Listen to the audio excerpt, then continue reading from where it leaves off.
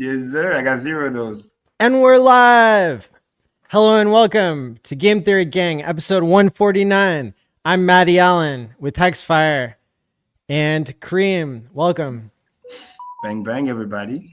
Happy Tuesday. Good to be here. Yeah. Hit the like and subscribe button. Share this out. It's going to be a good episode. Yes, sir. What up, Crispy? How you doing there, bud? How you been? Amazed, hustling, staying the course, and ready to dive on this macro. There's a lot of cool stuff that's been happening all over the place. You know, obviously, crypto, the little AI drama, carry trade. We got to talk about that. You know, Japan raised some interest rate. That is some move. And believe it or not, I have a little side topic. You know, a little like government related. I mean, you know, Trump administration has been kicking ass and taking names. I mean, I got to say it. It's been cool. And then, did you watch the first, the new press secretary? Oh my God, she is fire on the money. I don't know the last time when I watched a press conference, like White House press conference, that was this good. And they had their first today. If you people haven't watched it, they gotta go watch it. That lady, I haven't heard her yet. Fire. No, that's cool, bro. She be so knowledgeable. It's crazy. Straight up shooting from the hip, no hesitation. Well, I think that's an excellent topic to talk about because I think you guys may remember on the election stream we were talking about the election ways back. I was talking about it's nice to see things actually happening. Now I don't know if they're good. I don't know if they're good. I don't know if they're bad, but it's happening. But before we go off to that, Maddie pointed out to me that the Pulse copy of Zen went up 6,000, 7,000% today, and now it's coming down a little bit. And this is not a call for people to go buy it, but there are many people who had Zen, the Pulse chain copy, who maybe they can do something with it now. I don't know. You might want to make it stop. Sell it down. I don't know. We don't need 60 X's in a day on some like random thing that's not Hex or Pulse chain. Yeah, just saying. Dude, with that token, 1 million of them is only 2 cents worth. So it went down about 1,000x. Well, or something. We all know like, the trick. You know what I'm saying? Any low liquidity, blah blah blah. So it's easy to, as long as people are careful. And then if it's free money, shit. And if it's on Pulse chain, that's easy to rotate, if you see what I'm saying. You know what I mean? But again, to each their own. I don't own any, so. Well, I sold $100 worth that I could find that, it used to be dust. I think I maybe bought it for like $5 or $10, forgot about it, and went and looked. Yeah, sold on 20x. So, like RIP. Yeah. on your almost your fourth, past the third double to the fourth double.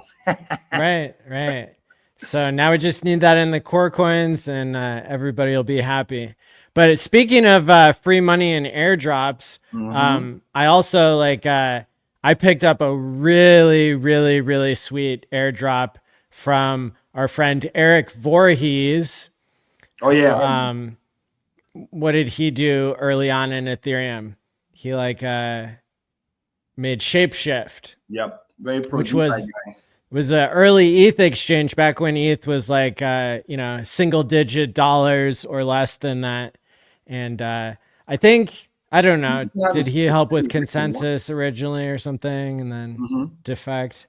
But wasn't he connected to one exchange before too? A little bit? No? I think Shapeshift had an exchange.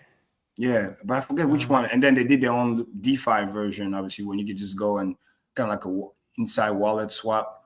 It was like one of the first places you can just go on with your MetaMask and then just go from coin to coin.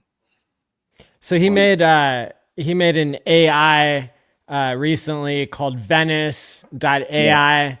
I used it once. I had signed up for a $7 a month subscription, and it was on my list of things to go back and cancel. Oh Lord.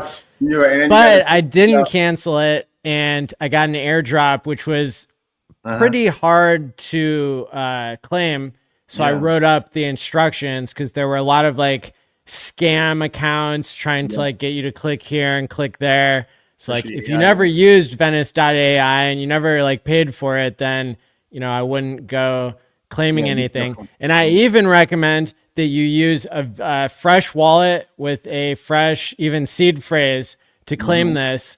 But it's claimable on Base, which is Coinbase's like centralized version of a decentralized exchange, because they only have one validator. But but it's a pretty popular chain, and my airdrop was worth like $5,000. So nice, Maddie, good job. Yeah. Can we consider this like a little mini Uniswap moment, where it's like, or did you knew that ahead of time that, oh shit, you're gonna get an airdrop if you play with this thing?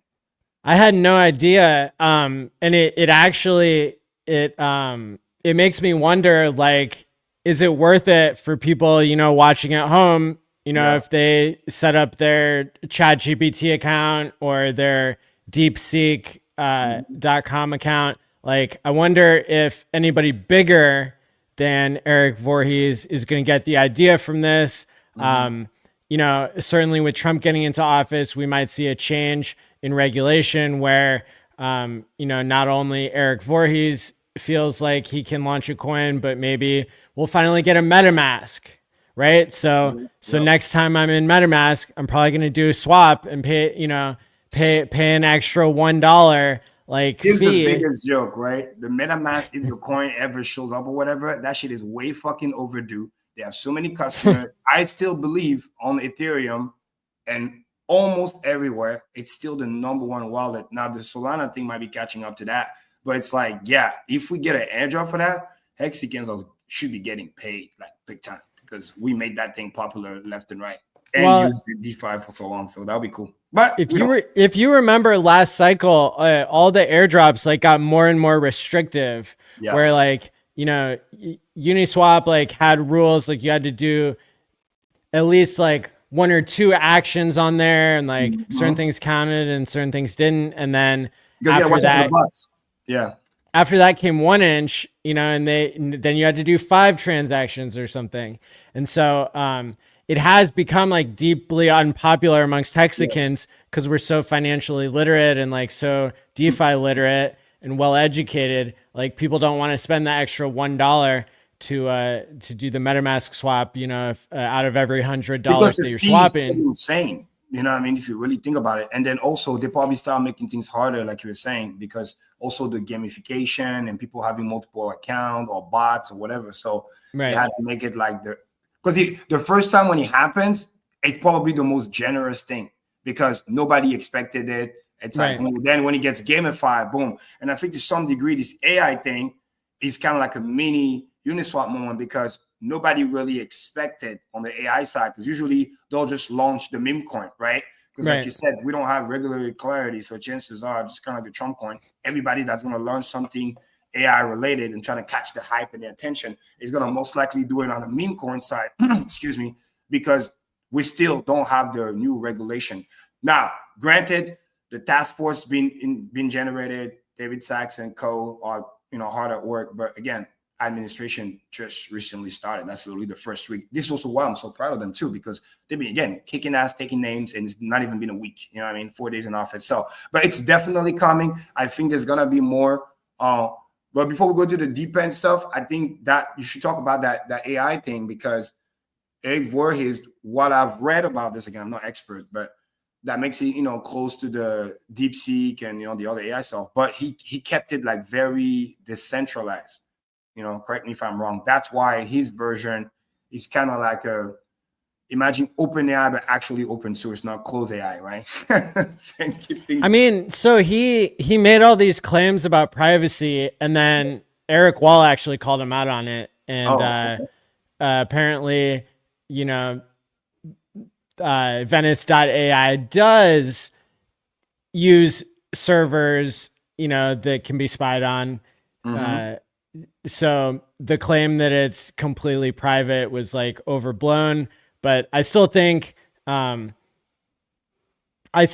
there's an advantage there, like to have basically it's called an AI wrapper. Whenever you can like take a model like DeepSeek that came out. Well, DeepSeek is the name of like the website and the AI company in China, but their specific model that came out was immediately able to be basically imported into this Eric Voorhees version of Venice.ai, where you could at least run the same computation without the filters that the Chinese put in place and without giving the Chinese your data. Now, personally, I don't know which one I want. I don't want anybody spying on me. There's pros and cons of like which one is going to send the corrupt SEC after me and which one is going to like, do some other weird stuff. But either way, I think this push for privacy is what's needed. Makes sense. I think just for the viewer and those who haven't watched it, I will try to unpack it a little bit to kind of explain to people what's been happening and why this is potentially just good overall. Is I think number one, that DeepSeek, they were open source. This is one of the reasons why it's very easy, like I said, to port it into other things, because that's kind of what they wanted also, because they wanted to show people that, oh, look at what we're capable of doing. But the power of open source is that you can go and check the code yourself, because sometimes you can be like, oh, this thing is full of shit and this and that and third. So once it's open source, you can literally go and test and be like, oh shit, it's actually real. It's actually pretty good. Now, for the viewer watching, the reason why it's important is because our economy, for the most part, in the bull run that the stock market has been doing primarily over the last 12 to 24 months, is heavily concentrated in AI and blockchain.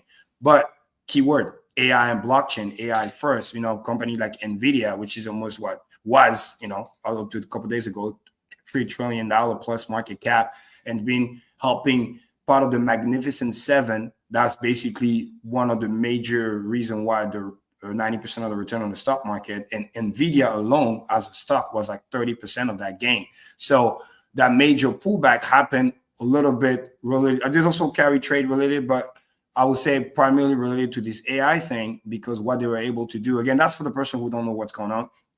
They were able to replicate some version of what ChatGPT have done, but they claim, that's the keyword claim, allegation, that they only did it with like, about $6 million, which is about like, 100 or 120th of the cost plus. For people who don't know, some of those AI stuff, tens of billions of dollars been thrown at it. And when something costs supposedly 6 million versus what the counterpart is using, obviously it makes the other thing a little bit overpriced. Now, my 2 cents on that is that I would say, obviously it is real. China should be taken seriously. This is also a good wake-up call for America as a whole, and why also this administration hopefully will help with deregulation so that people can just go back to work and hustle. But then B, I don't firmly believe that it only cost 6 million, because we also find out that some of the model were using the thing used previous model of, let's say, ChatGPT-1 to then use it to train the AI to get there, which, by the way, again, in terms of efficiency, super smart in terms of what they were able to do. But you can't say something costs 6 million if the thing you use somebody else's, which you can, that's if you do open source, to then use it to train your thing. But that thing that you used to cost billions of dollars. So you're not lying, but it's not technically telling the truth, because if you didn't have that thing that cost billions of dollars to create to then use to train your thing, you wouldn't be able to get to where you are now. And the efficiency, because remember, for some of you, I love engineering. So the efficiency that's happening, which is really good, I'm gonna give kind of like an analogy. Is like, imagine when you use ChatGPT, there's AI who are like what's called expert. Let's say, imagine Maddie and I and Crispy and 97 other people who are so-called expert, right? And then you will make a prompt or design something, and then those so-called experts will all go and compute and trying to think and then come up with their all best solution. Now, of course, compute equals times equals money and all this other thing.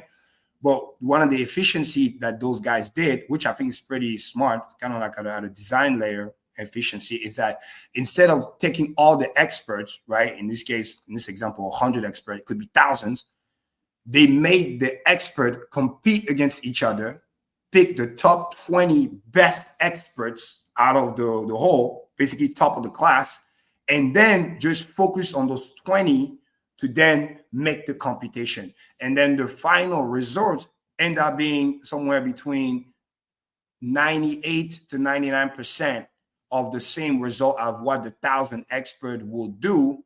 But because now, instead of 1,000, you only use the top 20, it's way faster, less time needed, which means less token needed. This means less money. So the genius part is that the top 20 are almost as good as the top 1,000, which is where the efficiency actually happened, which is why it's pretty genius.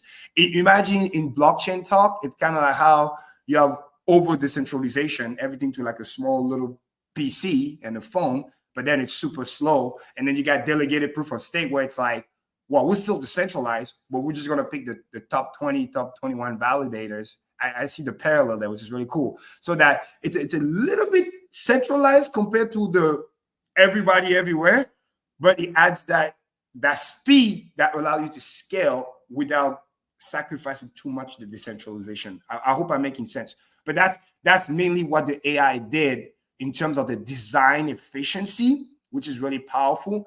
And because they made it public, open source, literally by the end of the week, everybody is going to be able to copy this model, which is great. And what that does is that imagine you had an old version of the AI or old version of the machine that NVIDIA has. Now you just got a 5 to 20x boost, so you can use an old machine to still do what some of the newer machines are able to do. So everybody is getting that efficiency, which overall I think is going to be great for the space, great for AI, and short bump in the road, wake up call for America for sure. But overall, I think it's a win for AI as a whole.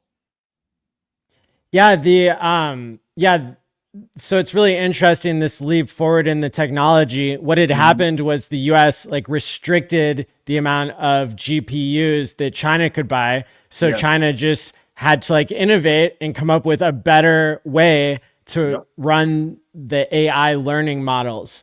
And the breakthrough that they had, how simple it is might give you a clue as to how big this AI wave is going to be. Basically, they just figured out that you could reward the algorithm just the same as you would reward a person. To where it would be more a incentivized based reinforcement learning instead of just basically brute force learning. And so it's really interesting. And they took kind of a combination approach where they rewarded the AI for its structured approach to how it thinks about solving the problem. That's part of the reward. And then another part of the reward is getting to the right answer. But it turns out that the combination of both of those things is what made the breakthrough. And if you use deepseek.com, the Chinese will be spying on you. And it'll actually show you all of the reasoning that it does before it gives you the answer. And the reasoning is longer than the answer. ChatGPT would block you from that. And so I find that particularly interesting. From a psychology point of view, that the first breakthrough that we had in this AI revolution is, oh, hey, there's kind of a secret structure to our language that helps reveal the answers to questions without just having to search for it. It's it's basically the next word prediction. And that's why AI is really good at drawing stuff, because it can predict the next pixel, just like it predicts the next word, which is that's a lot to get your head around. But so in some ways it's very simple. But I was talking to an AI expert in my extended family, maybe about 9 months ago or something. And he said that he was he's kind of a super genius. He was having to suggest to AI researchers on this wherever their decentralized forum is, where they download all these models, the Llama open source stuff. And basically their code was so bad. This was like even 9 months ago that they weren't like matching the algorithm to run on the type of computer that it was running on. And so that like, he was just suggesting, hey, maybe we should, like if a computer has a lot of GPUs, maybe we should use them. And like literally, they hadn't thought of that yet. No, this is what's also fascinating about this technology for people to understand. It's like if we were to look at like a baby, although we're making crazy quote unquote progress in AI, but like imagine the baby is barely born and he's crawling. He hasn't even learned how to like walk on 4 legs yet, let alone on 2. So it's just like, it just goes to show. And I've heard this quote from Elon Musk, which is so powerful, which is like, in the next thing, if AI continue to boom like that, what's going to happen is that the breakthrough will be in the next 10 years, we can get the innovation of like 100 years because of the acceleration. Because like I used to tell my friends all the time, like the real powerful thing about AI is its ability to like the fast repetition. You know what I mean? Human being is definitely smarter than the AI, but then again, the AI ability to literally replicate and redo a task. And like I always tell people, it's like repetition is the mother of all skill. You can't beat AI in terms of repetition, hundreds of thousands per second plus, especially if you have them in cluster and, you have things going in parallel. So you can just constantly. But it was a good way, like you're saying earlier, Maddie, what the Chinese did, which is worth mentioning out, is that because they don't have quote unquote economic of scale and easy unlimited money, they had to go the smart route, which technically when you have a startup, that's what you're supposed to do, not just waste money and throw money at the problem. Hey, let's try to make this thing efficient as much as we can first, then throw money and then scale. So it's like, that was just a great reminder. And the fact that they made open source, I think is going to help everybody, which is really, really cool. And then again, have that wake up call that, hey, don't just throw money at the problem, trying to make the things as efficient as you can first before you start throwing money at the thing. So, and AI moving forward is going to start having more and more leap bound like progress. And then the more leap bound progress we're going to get, the faster we're going to get the next leap bound progress. It's going exponentially. That's why it's hard to fathom, because it's like, we're going to make a breakthrough, and then the next crazy breakthrough to the same level is going to happen even faster. Because then, like you were saying earlier, for people watching, it's like, imagine the AI is learning from people, learning from history and the data that you feed, but then it's going to get to a point where, like in this example, the AI got to learn from other AI. So now his repetition is even faster, because let's say you want to practice in the real world, right? Well, you have to go to the physical location. You have to go through the parameter and the process and gravity, whatever the AI got to go through, and then the wear and tear. But if the AI can replicate all that in a digital world and do that same repetition and all the other stuff, he doesn't have to go to the real world. He can just stay where it's at and then just practice millions of times per second. And then, Maddie, I think what you were describing, I would call kind of like human intuition, where it's like he gets the ability to potentially, like you said, get the next pixel or the next word, because he has practiced so much, 100,000 millions of times per second, that by the time, let's say what we learn in a year, which for us is like a big deal, and then he's doing what we do in a year, he's doing maybe 10,000 years, because a year for us is maybe an hour for the AI. I mean, I'm just giving it. Sometimes it's gonna get to a point where with the advanced GPU, a year for us for the AI learning could be a minute. And then next thing you know, in terms of innovation, things that maybe we would have to, we're not gonna get it in our own lifetime, because the amount of time learning and repetition, which is just a constraint of time, right? We won't have that constraint anymore, because the AI can kind of pull the future into the present. I hope I'm making sense. People watching, but this is why it's so cool. Thoughts?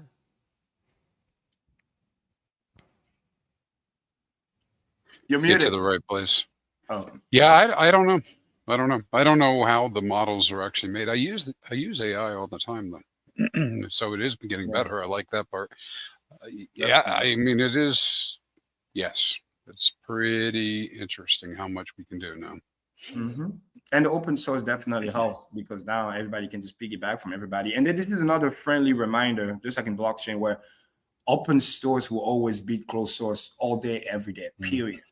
Because now, truly, like back in the day, when we talk about in physics and mathematics, one of the coolest quote, you stand on the shoulder of a giant. That thing has never been more true. This is how you get leapfrog. So I told you before I was in the military, right? And so I was in the Navy on board submarines. Oh, nice. And they're so as part of qualifying on board of a sub, you have to learn about all the systems, right? And so it gives you kind of a eagle eye view of how everything works and how it all interacts. But here's the thing: is 100% everything we do is built on previous knowledge, right? And so when you're sitting there looking at something like that, I mean, one person could never design the whole thing ever in their entire lifetime, probably, right? Not down to the detail that you needed to do. So you needed many people, lots and lots of information, lots of technology, right? And so when we start looking at AI in particular, right, it's really like, I know other people have already said it, you guys said it, it's an information revolution, right? Yep. It's new information. If you go back, or new ways to communicate and inform, and if you go back into our most recent history, right, the last couple 100 years, that has always been like a huge step up. The telegraph, the telephone, computers, blah blah blah, right, and all this other stuff. Now, of course, I get why people are quite fearful of how it might take away jobs, because it will. Right. I mean, it's already taken jobs away, right? Yes. In a lot of different ways. But it does free you as a person up to innovate, to be creative. Because, well, certainly the AIs can ideate, this idea of creating new ideas. But I think humans still have a really good place there as far as imagination.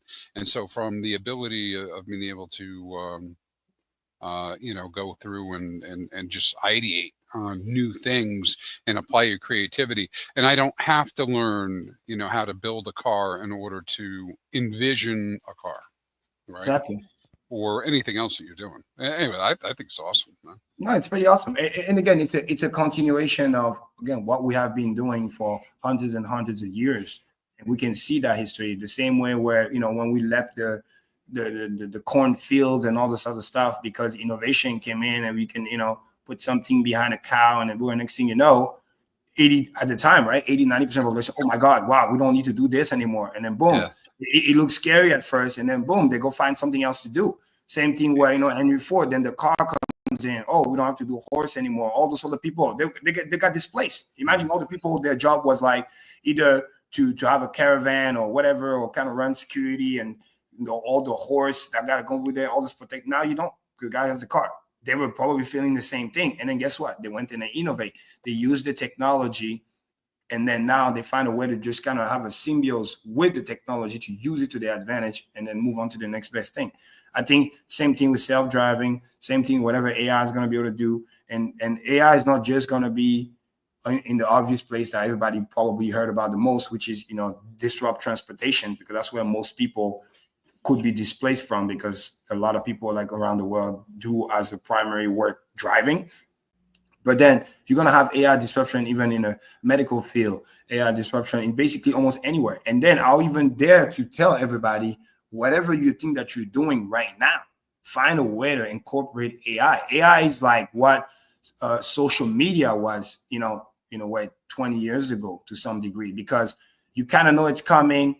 You kind of heard about it, like our parents, or or not grandparents, that's probably too old, but definitely our parents were like, oh yeah, this internet thing, I just want to stay like analog. Like, no, you want to learn about this thing now, because you can't stop it. It's coming, but it doesn't have to be bad. If you learn from it, learn how to use it, then you can use that to your advantage, like learning social media and stuff like that. Like if I were to have kids or you're younger, I'll be, start learning this stuff.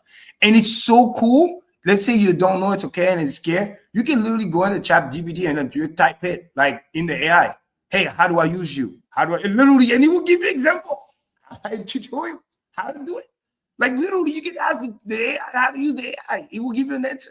And this is the secret. When AI gets to the pinnacle, questions are always the answer. Let me say it again. Questions are the answer, because the quality of answers you get, whether from the AI or just human being, are always depending on the quality of the question you ask, which is why questions are always the answer. The better questions you ask, the better answer you get. And that's not an AI thing. It's you and talking to human beings. So, and I think that's going to be where the critical thinking is going to migrate to. Not so much into the doing and the application, even though it is still important. But I think AI, and when I say AI in the future, not just the Chat GPT version, but AI add to robotics. AI now in the physical world, not in just in the physical world. Right? You're going to have your little personal helper.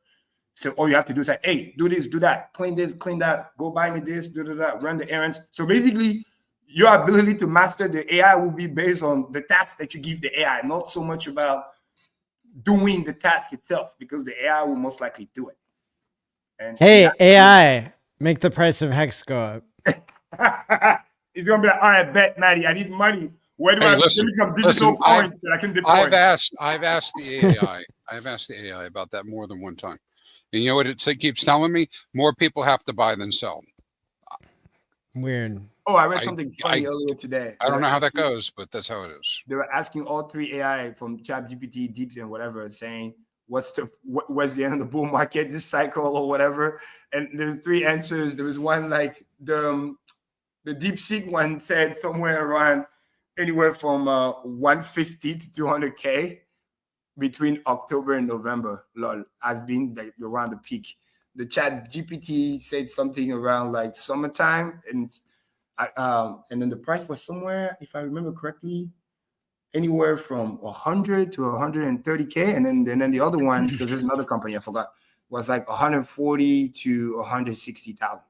So the mean average is like about 150K, somewhere between summer to end of Q3. Well, I asked about the ETH price the end of next month, and it said 2K would be bullish. What? And it said 1,500. So you're lying. I posted it, man. Wow. I wish I was. Inverse head and shoulder. What is wrong with this guy? So hey, I'm we'll not selling all my ETH, but did you ask DeepSeek? Which one did you ask? Good question. I think DeepSeek wouldn't answer it, and ChatGPT gave me the worst answer possible. Lately, and especially last 3 months, 6 months, there's so much negative about ETH that I wouldn't understand why the AI gets a little swayed. Well, but he doesn't you gotta be contrarian, sometimes. I saw earlier today they're thinking about making the blocks bigger. Oh wow. So they can lower the fees. Yeah. That would be crazy. It was like 40% of miners have already like signed off on it or something. Crazy. No, this was from a reputable source. And so it's like wait, hold on. Okay, so you want to make the transactions cheaper. Well, what's that going to do to the price? Like I thought the whole point of ETH was you buy it the price can go up because people need to spend ETH in order to do transactions. So I think they're having a crisis with their, and this has been happening for years, where they don't want people to have to pay $500 per transaction, but also they don't want to destroy the value of the token. And but I think but the way ETH is set up is that actually, technically speaking, it's kind of how with the I'm gonna give it a hex analogy for people to not get confused. Technically speaking, they can lower the fee by 10% or by 100% by cutting it in half or cutting by 10. The price technically should not move, because the thing about the inflation is that people need to sell the price down. If they're not selling the price down, it just means that my unit value of ETH use is less needed for me to transact. And apparently before, the thesis, which was hurting ETH, was, oh, why would I keep buying ETH? Because as the price goes higher, my transaction cost gets higher. In other words, it's like we have money, but we don't want to buy ETH. I'd rather go buy Solana or whatever. I'm just giving the example. The argument being used was because, the fees are too high. Where in relationship, it don't really matter in terms of the price as long as people keep buying. So I think what they're trying to do is to remove the argument of gas fees are too high, because if all of a sudden, and I'm just being real with everybody here, if all of a sudden ETH had the same gas fee cost than Solana, it will blow Solana out of the water, because everybody knows that, wink, wink, Solana is not really a blockchain. They can stop at any time. Big money still favors pure decentralization. Money can't be stopped, blah, blah, blah, because we're talking about real billions of dollars. ETH is still the second biggest market cap. So big money don't care so much about the fee because they can afford the fee. That's just the reality. So it will just be a good narrative to attract, quote unquote, the little guy, because for big crypto to go up a lot over time, and memes are the testament of that, is that you don't just need the big money. You need the big player and you need the little player, because it's an attention economy. Like somebody will say all the time, it's literally the community is the value.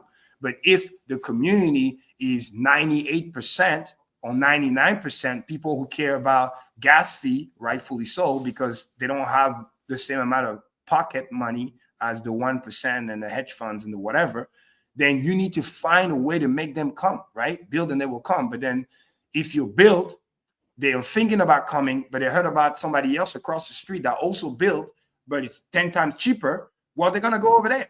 So in other words, this is for better or worse, Maddie's right. It's a little bit of an existential crisis, because it will raise the question, if you're thinking about doing it now, why didn't you do it before?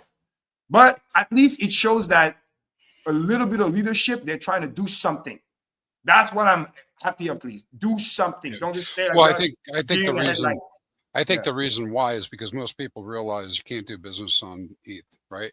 And so either they're going to embrace we're the second Bitcoin store of value idea, or they have to make it cheaper for people to operate. I can't run an app on Ethereum. Bingo. I mean, and have 10,000 people interacting with it, right? It's going to cost $500,000 a day for people just to use it? No.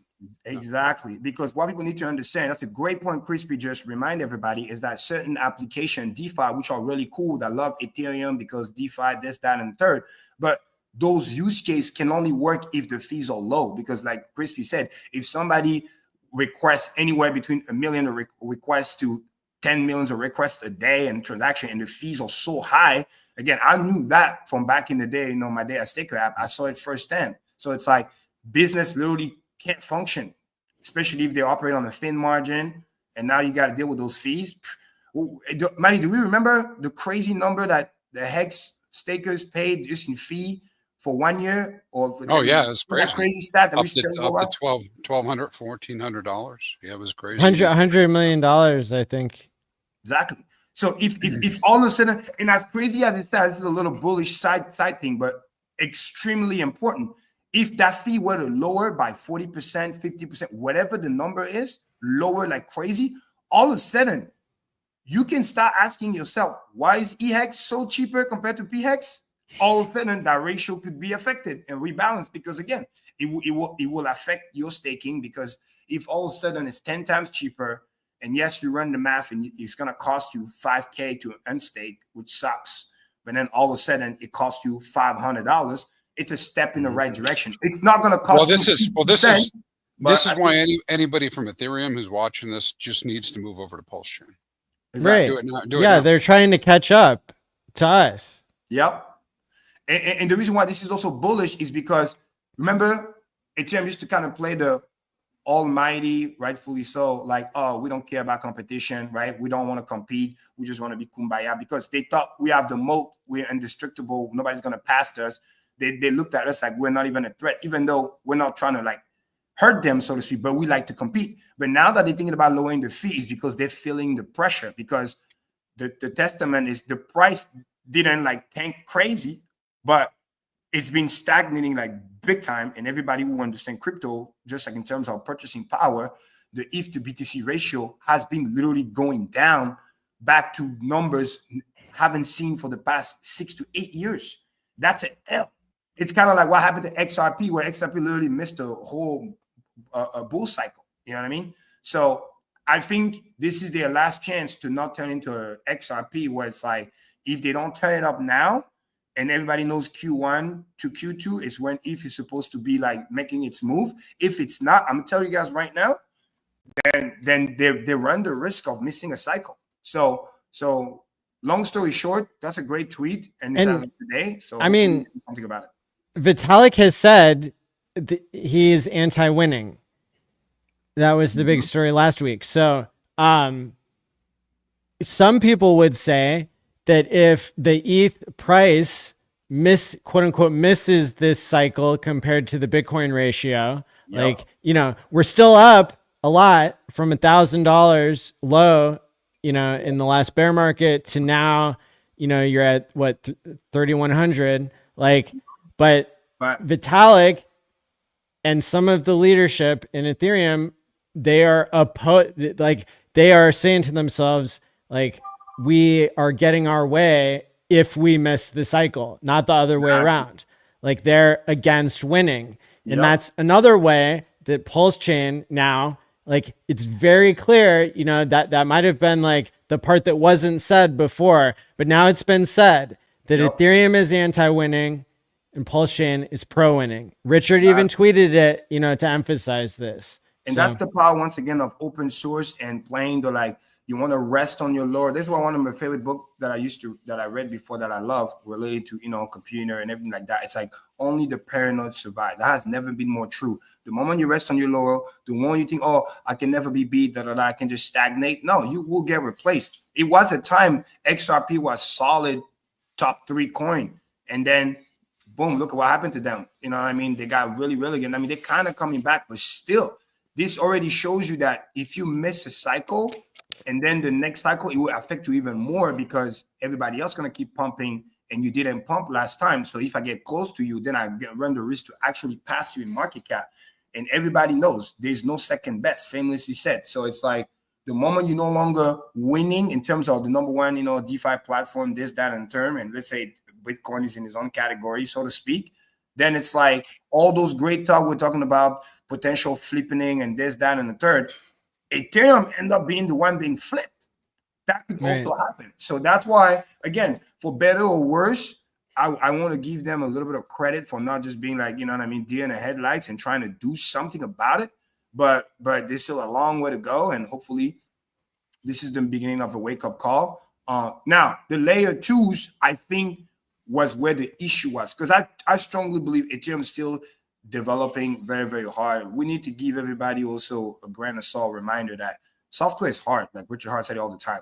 It's not easy to just wake up and like, oh, technology is going to get better. Like Elon used to famously said, like, somebody need to go work on it. It doesn't just get better. Like, somebody got to make it better. But we all know, for the most part, those who really follow Ethereum, that they've been, again, Maddie said it best, anti-winning strategy. Just want to, hey, let's all be happy and kumbaya. They've been focusing a lot on layer 2s and this and that. And that's why Vitalik also is getting a wake-up call, where it's like, playing nice guy, but like, no, you gotta stop telling those people to perform. They can't just be like, oh, let's be cool with Vitalik. I'm gonna create my layer 2 and then just vampire attack some of the liquidity and then just chill. I'm already rich, I'm happy, and boom. No, like, we gotta perform. If not, the guarantee that you're always gonna be number 2. That's not true. There's no such thing. There's no such thing. Doesn't matter how much of a landslide you have. Tortoise and the hare, right? What happened to the hare? He thought he had it in the back, right? It's nowhere this tortoise is gonna come back. And guess what? It did. So this is a great reminder. Hopefully they put the fire under their ass and then they start cooking. So I've actually got probably like 5 news stories to share. And if you guys want, we can just go around the room and each like give a comment about them as we educate the audience on the second juiciest news in crypto here. Please do. Roger Ver came out with his plea to to Donald Trump, asking, like, you know, whether he can be pardoned. Part of the drama was he renounced his citizenship, but it was because they were using lawfare against him from something he said when he was in college. Exactly. And they did throw him in prison for over a firecracker situation. He was the only one that they went after because he made a comment about how the ATF were murderers. Mm-hmm. And so that like created a personal vendetta. So Roger Ver is identifying as American. Like, he needs, and it doesn't, I don't think it matters if you're like, even if you gave up your citizenship because you were being persecuted, like that doesn't mean that the US should unlawfully come after you. They like illegally read his privileged emails to his lawyers, and it showed that he didn't do anything wrong. So this whole case is made up about tax evasion. The cost of the Bitcoin when he gifted them to his girlfriend in Japan was $14,000 total for all the Bitcoin that they're claiming now he evaded taxes for hundreds of millions of dollars. It's completely made up. He released a documentary. There's 20 minutes that kicked ass. I played it on my YouTube channel. What do you guys have to say? Well, Chris, you want to go first or I'll go first? Yeah, the truth, I hope, will set him free. I do like the idea that Mr. President might be like Iron Man or something. Let's see if he responds to this. I'd like to see it. So Elon, as like Trump's proxy, said no to Roger after he released his first video earlier this week. He said, so that you lose your membership if you leave the club, basically saying you're not a citizen anymore, so we're not going to help you. And then a couple of people, for example, Colleen Talk Crypto, I think, and even Gary from the engineer, some people in the community were able to also hop in and give a little bit of context, because what it really comes down to is that I want to remind everybody, again, this is crypto as a whole, that again, this is Roger fucking Ver we're talking about, one of the biggest advocates for Bitcoin, period, cryptocurrency, decentralization, peer-to-peer cash. Like what really we obviously stand for, you know what I mean? So obviously the guy's not perfect, but he's been fighting persecution of government since he was very young, you know what I mean? It's just crypto was just a continuation of that. And like Matty perfectly said, at the time, that was his only way out, so to speak, to try to fight the persecution. So it's not like he hate America or what America stands for. No, actually, he's one of the big defender of what America stands for, right? First Amendment, Second, Fourth Amendment, all those key stuff. So, and I think what this documentary does, those extra thing in the light, is a good thing to provide context. So I'm not mad at Elon Musk. The guy is super busy. He don't really know Roger Ver. We probably just halfway read the thing and then, oh, the guy is no longer American. All right, cool. Why help him? Because remember, it's called America Great Again, right? Agenda type America thing. first. Exactly, America first. So the moment you start by, boom, oh, no longer American, I can understand why the optics looks bad. But this is why people hopping in and giving the background story, the context about why he did what he did, because that was his only way to kind of protect himself more than, oh, I don't want to be an American anymore. So that's why Calling Talk Crypto really broke that down really cool. And I hope the documentary does that as well, which is why it's important for us and people to continue to talk about it and share to spread the news. Because another good thing that he did, putting on social media, putting on X, because that's the cool thing about this administration. Trump himself or the people near the cabinet, they will pay attention. They will read. They will at least give you a chance. Today, when I was watching that first press secretary conference, the coolest thing about it was, like I said, she was badass, on point, very knowledgeable. It was fucking refreshing. I couldn't even remember the last time I was like, oh, let me watch the press secretary, what the president has to say today, or what's the agenda. It was imagine like getting an executive summary about what's going on, executive order in place and recap and no BS and straight to the point. It was that good. And one of the things that they said that they highly encourage a lot of people, especially young people, new people, to come and apply. You still got to pass all the background check, whatever, but apply. If you call yourself like media, independent media, that you want to provide stuff, I don't care if you're a podcaster, a YouTuber or whatever, as long as you pass the background check, whatever. They even add more inclusivity, come apply. We're very pro First Amendment. Let your voice be heard, all that kind of stuff. And that is really powerful. That tells me that this at least is going to be given a shot. Now, is it guaranteed he's going to get pardoned? Absolutely not. But definitely bringing attention is the first step. And then as this thing gets talked about more and more and get into detail, somebody in the cabinet might be able to say, hey, Mr. President, boom, boom. And then if the community provides a big support, this is kind of what happened to Ross Ulbricht, then the administration might be compelled to do something because they're very pro-crypto and they're listening to us. I was very disappointed at how many people shared this. I wasn't even sure if it maybe got shadow banned, but I feel very strongly about this issue of Roger. And, part of it is me recognizing that the Bitcoiners, they aren't helping this guy. They're actually trying to hurt him because he didn't pump their bags and because he had a different way of doing things. Well, look, in crypto, that's part of the game is like, like if somebody makes something good or like if somebody is an early adopter, I think there's still loyalty there. And, so even if it was my enemy in crypto, if they were being, like unfairly prosecuted or persecuted by the real enemy, which is like, government overreach and problems like that, that affect all of us, it really shows you whose team you're on. Like, are you on the team of like the corrupt IRS, Biden government? Or are you on the side of, are you on team crypto?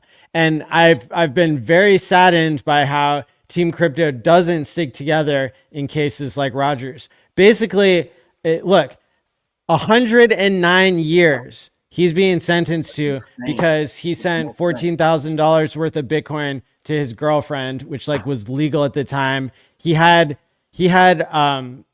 three people, including ex-government officials, sign off on his taxes that year because he knew they were going to use it against him someday.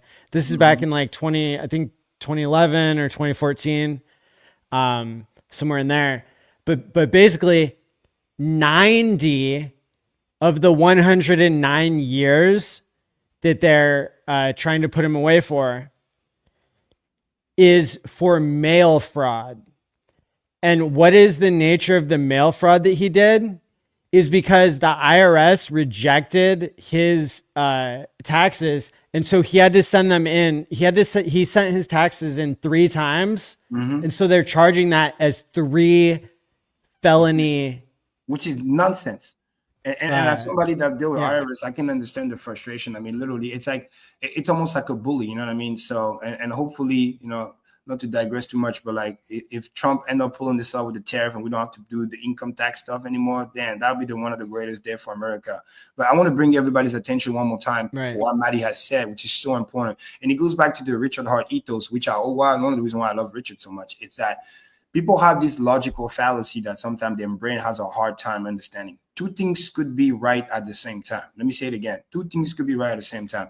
You can have a individual disagreement with one person for, whatever quote unquote coin that they stand for and this and that. And yeah, like I said, Roger Ver is not perfect. And then the controversy, Bitcoin Cash, Jihan Wu, all this other stuff. True. But that doesn't mean that the guy, again, is not pro freedom, no pro all those other cool stuff that we stand for in crypto. Things that Richard Hart famously said, I'm here fighting for your rights. You know what I mean? He's fighting for all the crypto. Even the people that have been literally cursing at him for years, calling him names, scam, all this other bullshit, whatever, because he understands the bigger picture. He understands that, again, 2 things could be right at the same time. You know what I mean? I'm going to help those people because indirectly, like, I forget the name of the quote, but the quote goes like, first they came from my neighbor, whatever, and then eventually I'll be the only one, and then they'll come for me. So it's like you need to understand that some of those things, you feel, oh, that's them, sucks for them. No, eventually it's gonna come and get to you, which is why from this tweet right here, again, it's very important. Number 1 and number 2.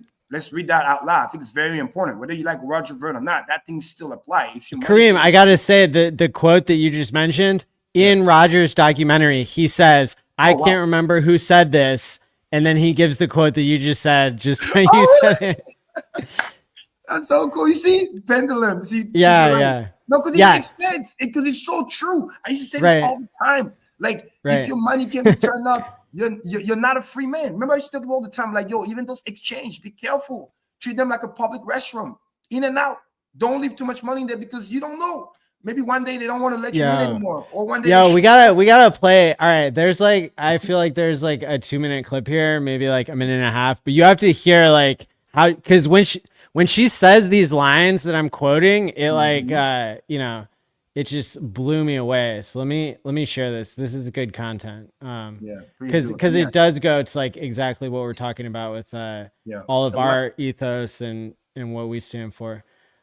Share it once it's loading. So yeah, it's like those are the key values of what we stand for crypto. So again, we're not saying, hey, love, grudge, or revere today. We're saying one more time, two things could be right at the same time. You can have disagreement inside the crypto sphere about what the person has done or this, that, and the third, but you can still stand for his individual freedom and all the things that, again, what makes America great. Those things, because what he's being attacked for is literally like not just, and it's bad. And if we let that slide, that's a license. It sets a precedent that might come to us for the same thing. So it's very important. Yeah, somebody saying in the chat, good, team crypto. That's what you got to be. You know what I mean? You don't have to be team Roger, but you can be team crypto and still support the pardon. Go ahead, Manny. Okay, I found a better way to share it. It's going to take like a few more seconds, but yeah, Roger even, I mean, he submitted a video for one of the Hex conferences. I think, 2 or 3 years ago. He did. And then he also, this year, he said, he was sad that he couldn't participate because he was dealing with his lawyers so much over this, but he was thinking, like if he's free next year, he'll probably speak at the Hex conference. So that's a big deal. Like, and I think that's what makes us a great community, that we keep reminding people that we're pro real crypto, and anybody that's pro real crypto, especially coming on Pulse Chain, will understand, right? What's the cool line from Sam Lee? Welcome to Pulse Chain, right? Pulse Chain loves you, something like that. So it's like we need to just focus on that ethos, and it's real and it's genuine, because everything that we stands for, everything that Hex stands for, at least as far as I'm concerned, and everything that we have researched stand for those ethos, right? Freedom of movement, freedom of transaction, right? Freedom of running your own code, freedom of speech. I mean, all those things. That's literally why he's being persecuted. So we need to remember that and help the guy, not because we love the guy, but because we love what the guy stands for, because we stand for the same thing. That's very important. Okay, here we go. Taxes after earning $240 million trading cryptocurrency. If you want to build a system that allows for freedom, the most important element you can have besides freedom of speech is freedom of transaction. And so imagine a world in which every single financial transaction you make is tracked and recorded. And not only that, but if they don't like what you're spending your money on, or if they don't like the things that you're saying politically, they can prevent you from spending your money. That's a scary, scary world to live in. For many people, the first time they ever heard of debanking, of freezing of assets for politically wrong speech, was the Canadian trucker protests. As of today, a bank or other financial service provider will be able to immediately freeze an account without a court order. If you are involved in this protest, we will actively look to identify you and follow up with financial sanctions and criminal charges. Banks have already started to freeze the accounts of people involved in the protests. If your money can be turned off, you are not a free man. So as we're recording this, we are. Wow. Damn. So good. Let that sink in, right? Money, you're not a free man. That gives me goosebumps. I'm so pro freedom. Right. It's crazy. That's the reason why, as soon as when we were able to, like, when Rich uploaded all the thing that, you can download and run everything from Hex to Apex, that PulseX all on your computer. That was one of the happiest days. I felt like a new Hex just came back with wow, I can do everything from my computer. Like, I felt a level of peace. It was like, this is it. This is the final frontier. 15 years secure. I can just run it on my computer. Never cared about the price. I just be like, I can access it. That's good.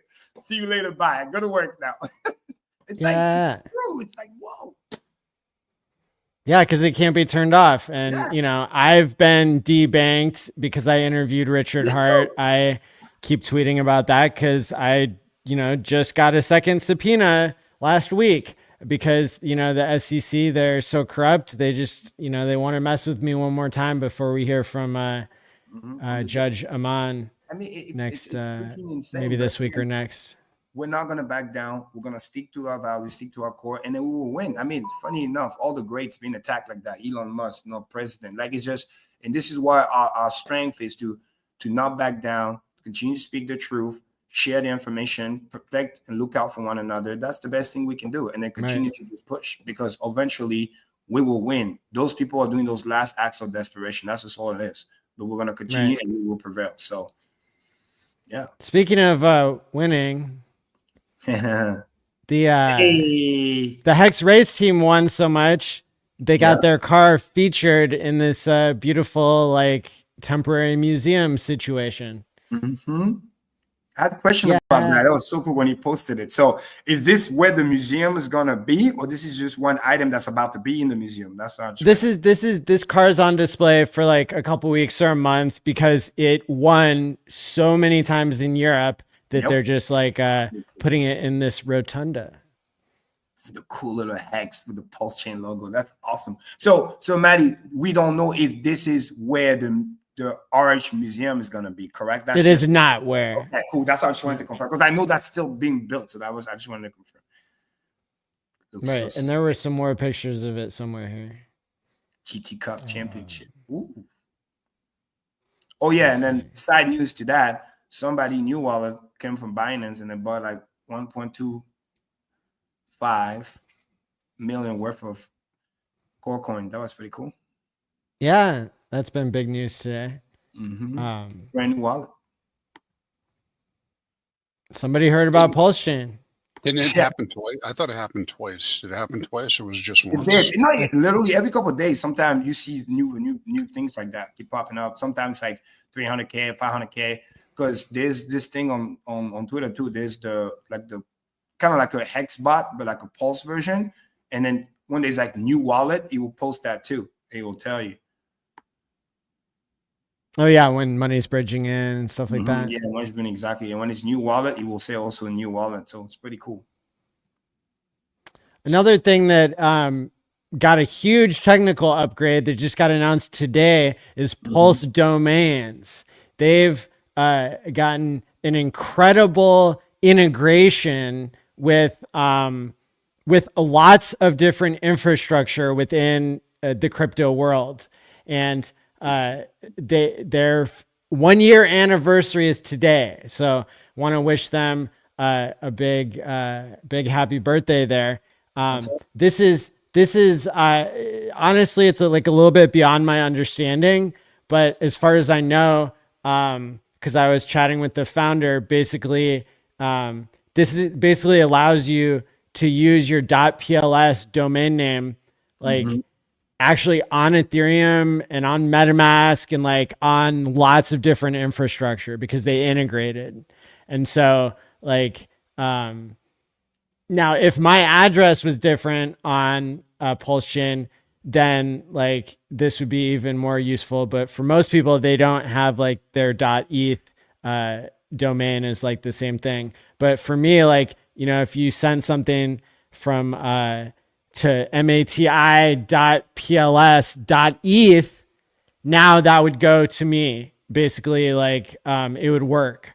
So how's that work out? You got a double. Wait, you have a .pulse? So I think they bought the pls.eth domain and then they like plugged it in to their own system of PLS domains, and they had previously plugged in their PLS domains to like the .fyi domain. And so that's why like the easiest way for me to give people my link tree is to just say mati.pls.fyi. And you can take any .pls name, you can add .fyi to it to make it into a website that you go to. And yeah, so there's, but I think, yeah, Maddie, I wanted to ask you, can you summarize a little bit for the viewer, let's say a new person watching this, what are the core benefits of getting a .pl or .whatever domain? Like, why would somebody be interested to do something like that? It's like basically you can use it as a link tree. It's the it's a fork of the Ethereum name service, and so that makes it so that your like long weird address that's like 0x whatever ABCD random numbers and letters turns into just something smaller that's more manageable, like your name or your online ID. And so, yeah, like anything. It's not a free subscription, correct? Somebody has to pay for that, no? So if it's 5 characters or more, you can get it for $5 on Pulse Chain per year. Okay. And then if you have like one that's like 4 letters like I do, or 3 letters or something, then it's like way more expensive. It's like maybe like $150 a year for 4 letters. Gotcha. So the smaller, the more expensive. It's not right. Okay. And that's how it is on Ethereum too. But basically, yeah, it's an easy way to have a donation address. It's a way it's like when I don't know, when I buy a ticket to the Pulse Chain conference, like the PLS 369 event in Las Vegas, like I want to pay with Pulse, so I do it from Maddie.pls. And then they send out NFTs to like the people who give them their address. So like, that becomes something where you have to protect your privacy, and you can't you can't send coins between your private wallets and the ones you want to be public. So you have to have a separation there. But it is pretty cool to have, to have your own domain. And so, that's what I use on everything now is maddie.pls.fyi, to where it can link my YouTube, my Twitter, my websites, stuff like that. Yeah, for somebody like you, that's a no-brainer because again, you content creating, and you're on multiple platforms. But again, thank you for breaking that down, because sometimes people who are new, they don't necessarily understand or know, why would I even get involved in something like that? So that's why I wanted to, for that new viewer watching. I think it's cool, and I still don't understand. But don't explain it again. Don't explain it again. Basically, they've connected with 500 apps in the crypto system. Yeah, Web3, baby. Yeah. So shout out to them. And I don't know. Yeah, I'm waiting for Web4 myself. I'm actually I've got a couple of projects like using Pulse domains in like new and interesting ways. I've got like a couple of projects like not anything really new that like, for example, I know somebody who works in the healthcare system, and they want to create like a better credentialing system.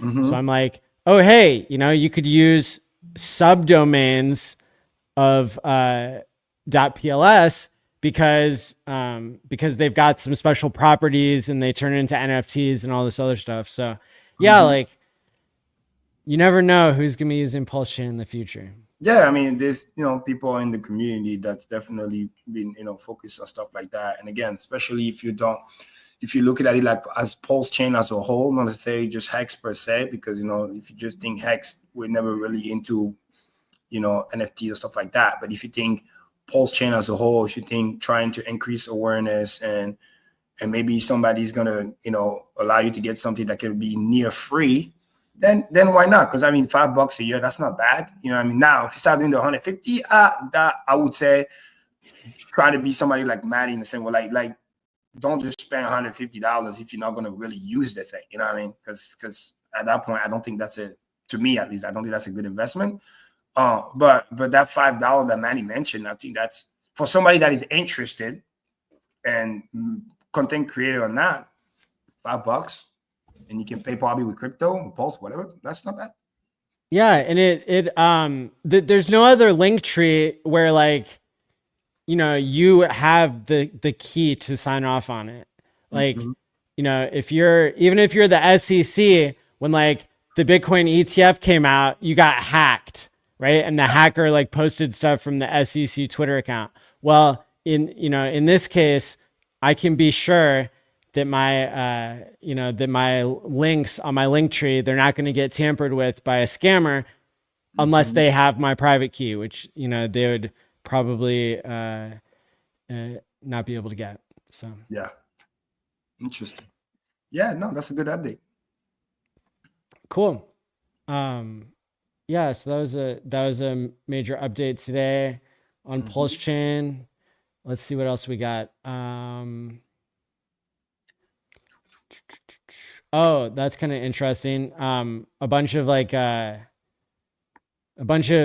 hackers, they got their information leaked, and so now there's this white hacker group that's going around and rugging the centralized exchange accounts What? of the people who were robbing others. Oh, okay. I get the white hacker got the dark hacker, I guess. Right. And there was like a software package that people were using to rug people on Pump Fun. So they would download the software package, and then that's where the virus was. They would like steal their photo ID off their computer, and then go steal the hackers' money off their centralized exchange. And I think it'd be really cool. I don't know if this is going to happen, but I think it'd be really cool if the white hat hackers that like stole that money, if they like found a way to distribute it to the people who were affected.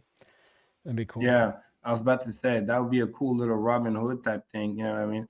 Yeah. I'm not saying they should work for free, but it would be nice to try to return some of the fund, if possible, to the people who lost it. That would be cool.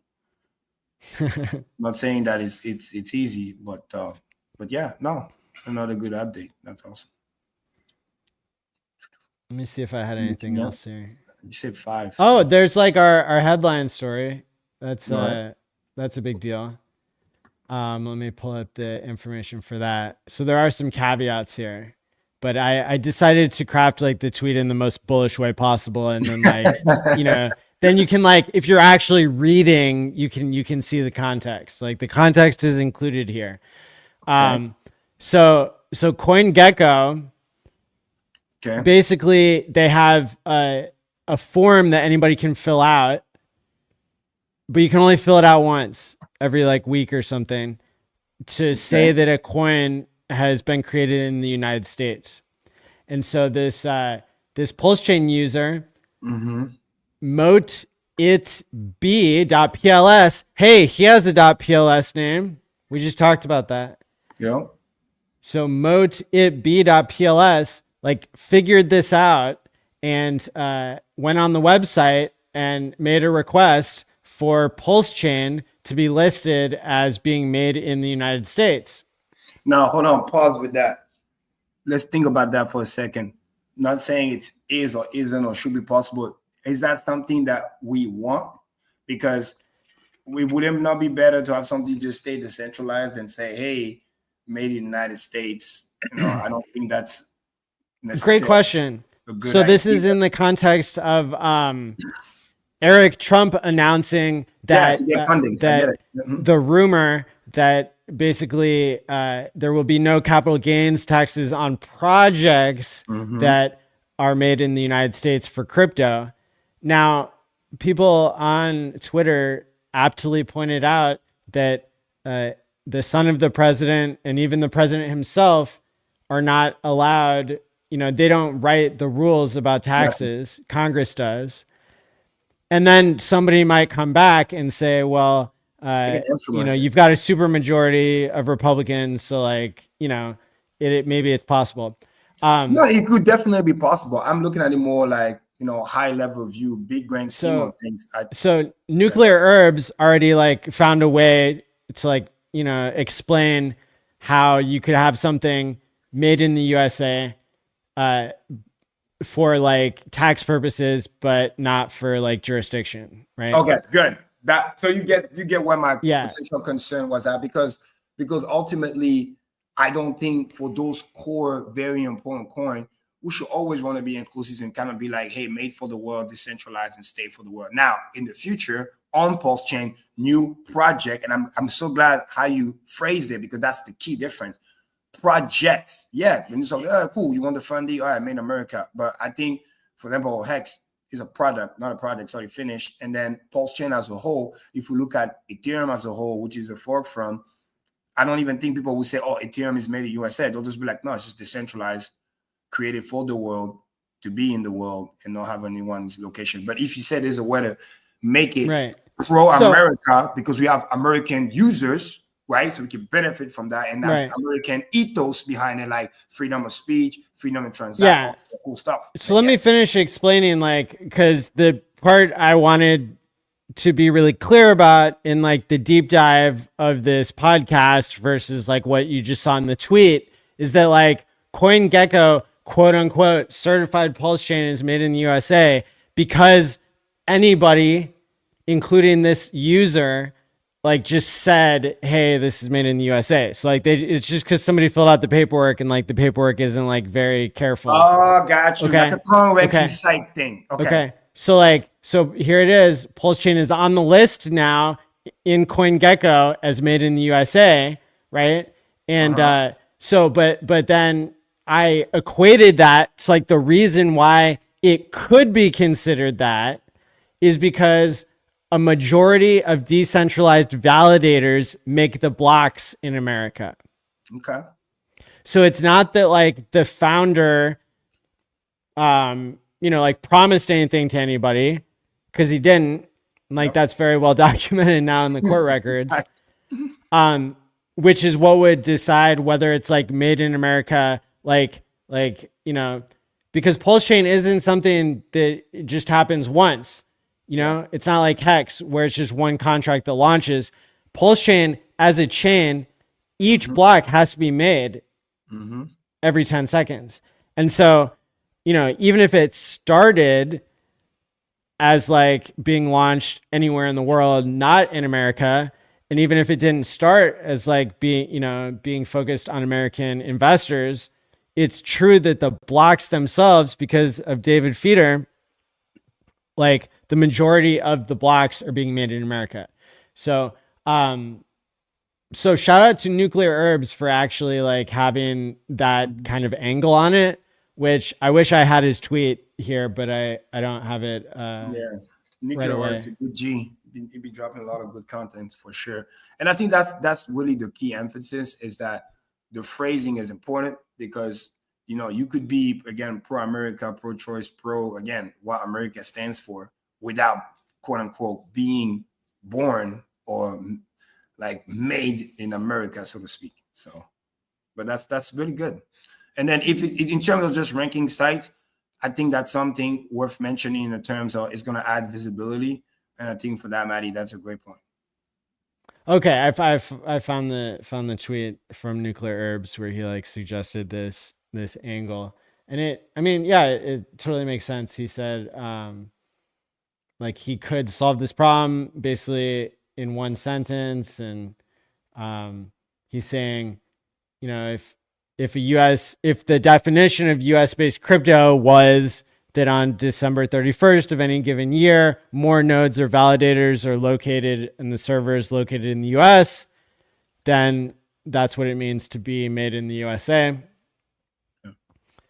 And I like the BTC analogy too. That's a good point. Yeah.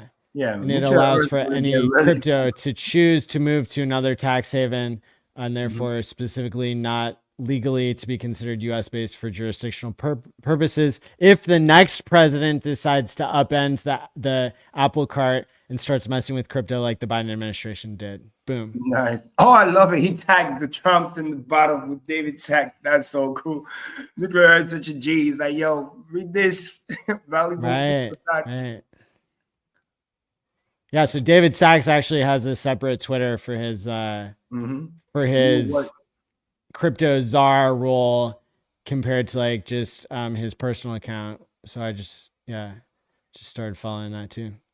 Which makes sense. That's a good point. Yeah, because at any time they should be dropping new legislation that they're working on from the executive orders, which is cool. And the crypto task force has been created. So no, this is really good. So yeah, Matt, is there any other like news, or should we transition to? So I think like so one of the transitions that we could do from like this news segment to the macro is this question of like, earlier in the program, we were talking about how great it is when something's open source and when it's borderless and permissionless.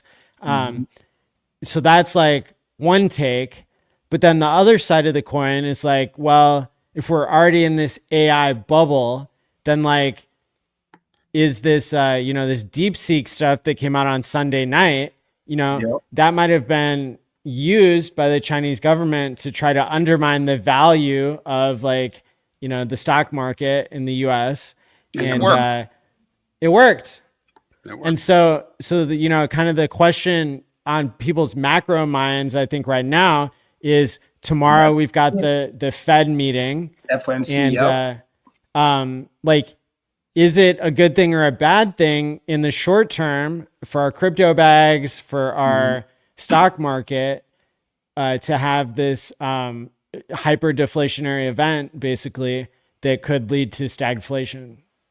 Great point, Maddie. Thanks for the smoothest transition I haven't seen in a while. It's awesome, because literally that's the main thing I wanted to talk about today. So everybody, please pay attention. And also, if there's something you don't understand, I'm going to try and state as slowly as possible. Please ask in the comments so that we can get this rolling. So I think a great point to start is to go back to where we ended the conversation with the DeepSeek, which is, again, great innovation, blah, blah, blah. They come up with a new model because with their constraint, resources, which is usually where innovation is created from, they're able to do this thing and kind of shock the world. I think this is the main thing we need to first focus on, because if they really wanted to play the whole, attack America, this, that, and third, then why the hell make the thing open source? You know what I mean? It defeats the purpose. I think what they really want to show is that, look at what we're capable of, and then kind of bragging rights. We did it with almost no resources to show you that, hey, we can play ball too. Don't rest on your laurel, blah, blah, blah. And we're so confident that we're going to make this public, because another back story that add concept for people to grasp is that this company, DeepSeek, is actually kind of like a hedge fund. They're not even like an AI team. They're not like, open AI or whatever. This was their side project. I repeat, their side project. It's not even the main thing that they do. They're just kind of like, quants and do like hedge fund and investing, but just to show, hey, what's capable, and also showing the power of the NVIDIA chips, because basically showing that even with older model, look at how great productivity we can have. So I think that's important to first start to mention what those two things are. They wanted to show their capabilities, and they wanted to show that what's possible. Now, when we move that towards the stock market, it's important to remind again that stock market's been flying the same way where people keep telling you, oh, Bitcoin is so new. No, bull market's been going on since last year. Bitcoin was at 15K. Today, it's at 102. People are complaining, but not too long ago, that thing was like literally below 100K. Now we're complaining about 100K like it was 40K. So it's important to keep that in mind.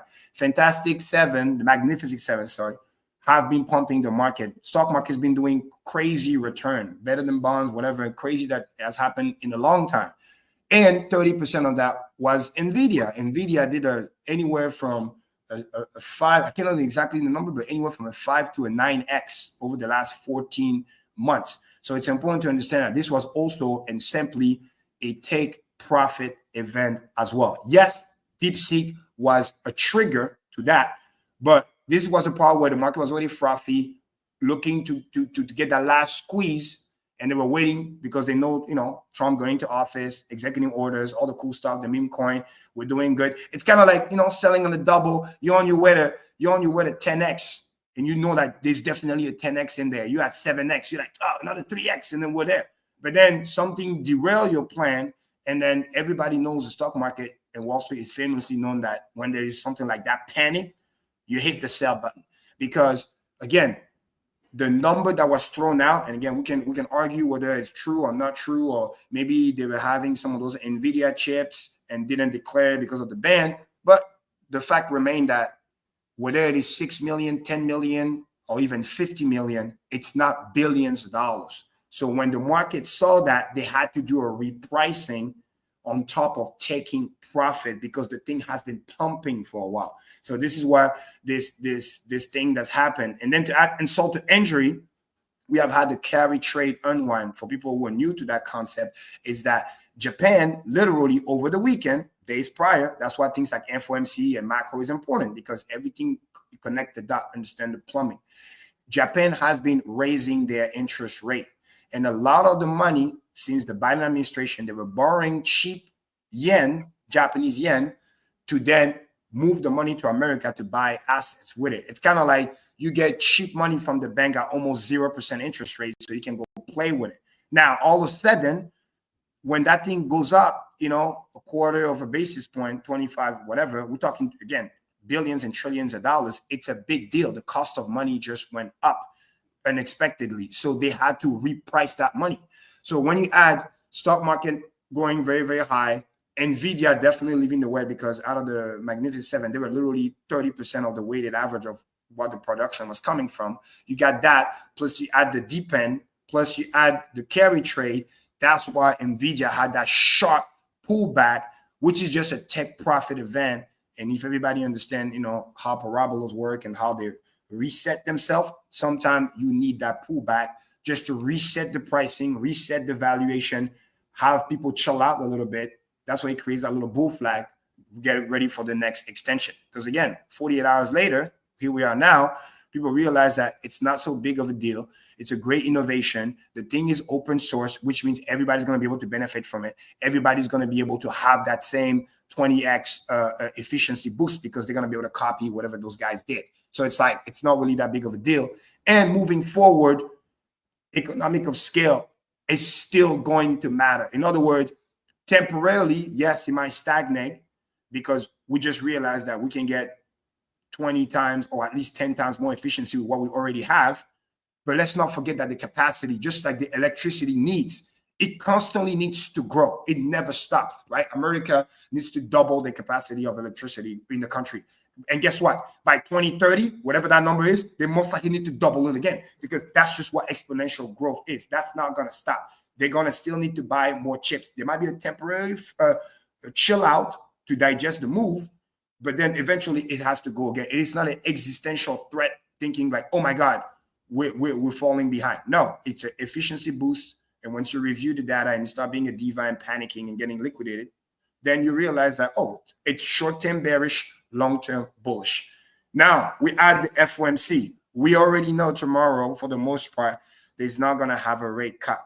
It's going to be 98% that we're going to stay where we are, which is a good thing. Anything better than rising is a good thing, because Fed Powell is still doing his best. Inflation is still not beat yet. So we still need to pay attention to that, because if inflation starts to rise and we start to look like we're doing stagflation, it's not going to be good for anybody. So as anything but raising is good.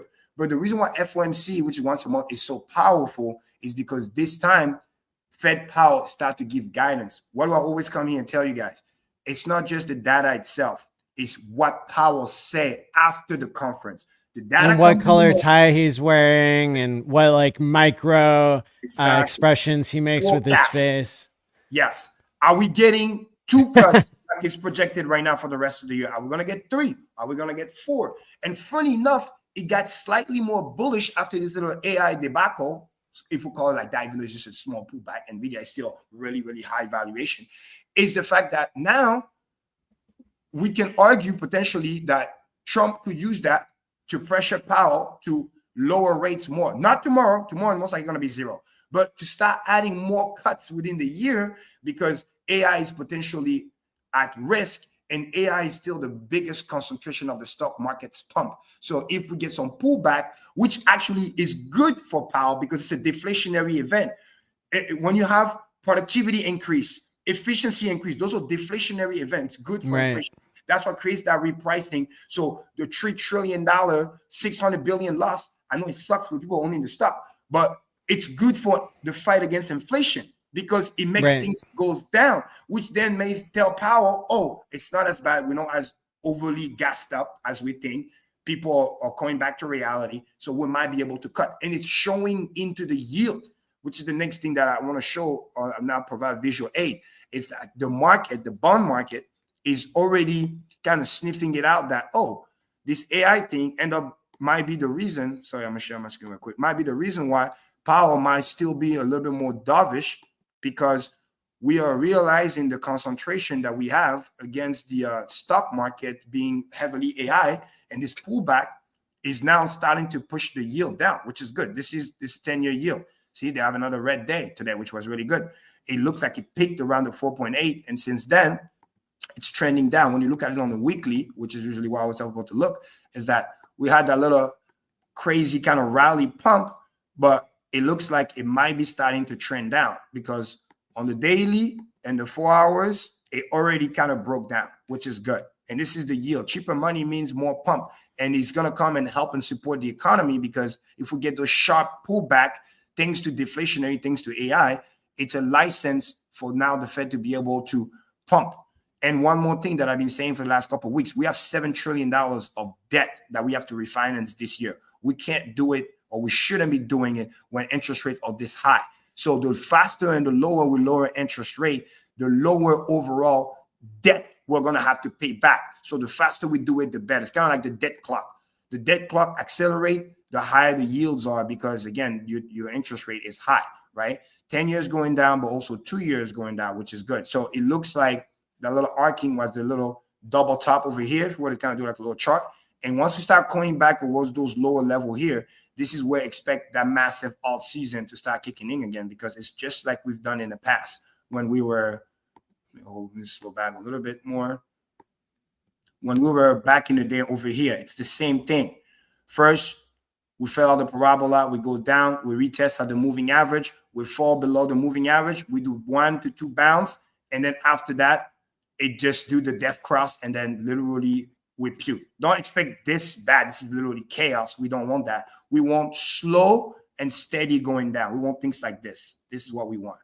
Slow little bounce. We don't want crash. Crash means bad. It means we need to pump trillions of dollars, and then inflation is going to get bad again. So interest rate is trending in the right direction, whether it is 2-year or 10-year, which is why it's really good. Adding to the macro that I just mentioned.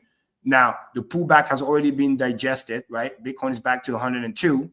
It did the little dip all the way down to roughly, was it like 97 or 98, something like that? I'll show you guys here a little bit. But it already bounced back. This reminded me the day, talking again about the carry trade, where back in, what was it? It was either October or November. We had the same thing. There was a short, very sharp, market sell-off because of the carry trade unwind. And then the market then ended up bouncing back when they realized that it wasn't a big deal and that Japan got the thing under control.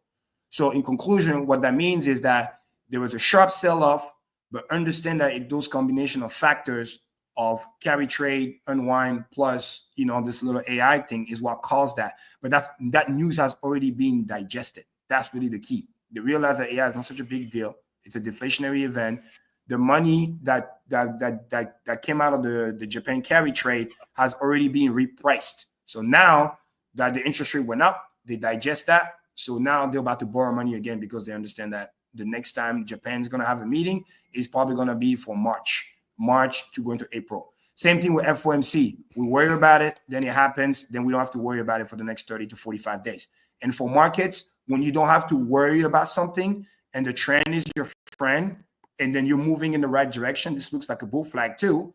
And then once we got the hurdle tomorrow, it's a big deal. Then from there, we should be able to get the continuation pattern for this bull flag. Let me go back on the weekly.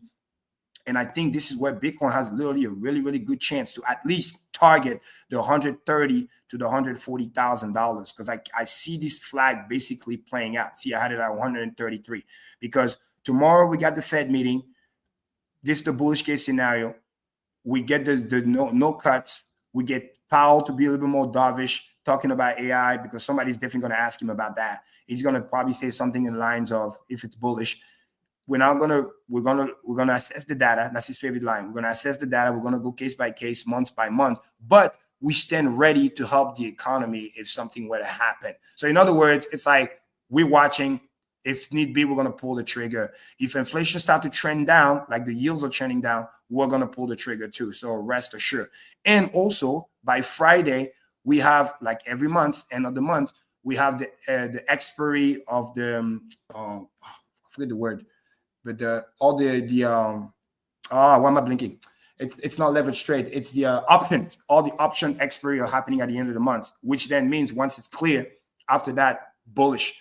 And again, we don't have to worry about FOMC for another basically 30 to 45 days. Then it's also Q1 going into Q2.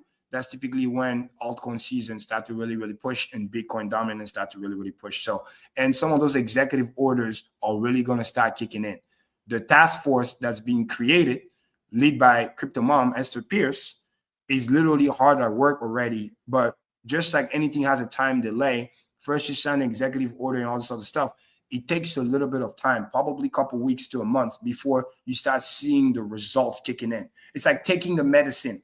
The patient was sick, right? Then you take the medicine, get a little bit sicker. It takes a while, but then the medicine start to kick in. So I think going into February and going into March to go to Q2, that's when we're going to start seeing the value of the medicine start to kick in. So that's the bullish case scenario. The bear case scenario is if all of a sudden Powell said, again, because he likes to also stay tough, oh, we're not going to keep cutting more rates. We think like we still got to value the data, and then we feel like stagflation is around the corner or still around as a risk. So we're not going to raise rates, but we're going to do what we did last summer, which is we're not raising rates, but we're just not going down. We're just going to stay steady and evaluate the data. So we need to keep seeing good data coming up. But the first step for tomorrow is just what he's going to say at a conference, because the next time we're getting the data for inflation, it's not until 2 to 3 weeks from now. So we're at the point where no bad news is good news. So they're going to ask him. I can't wait until they ask him. Exactly. So any questions they're in the ask chat? him about DeepSeek. Yeah, exactly. They're definitely going to ask him, because they're going to use that to make him want to be printing money. So I think he's going to say something in the line of, yeah, we're monitoring, like his famous thing. Right. We're not going to sound like, daddy's not watching the kids, right? So we're watching the kids. We're seeing them playing.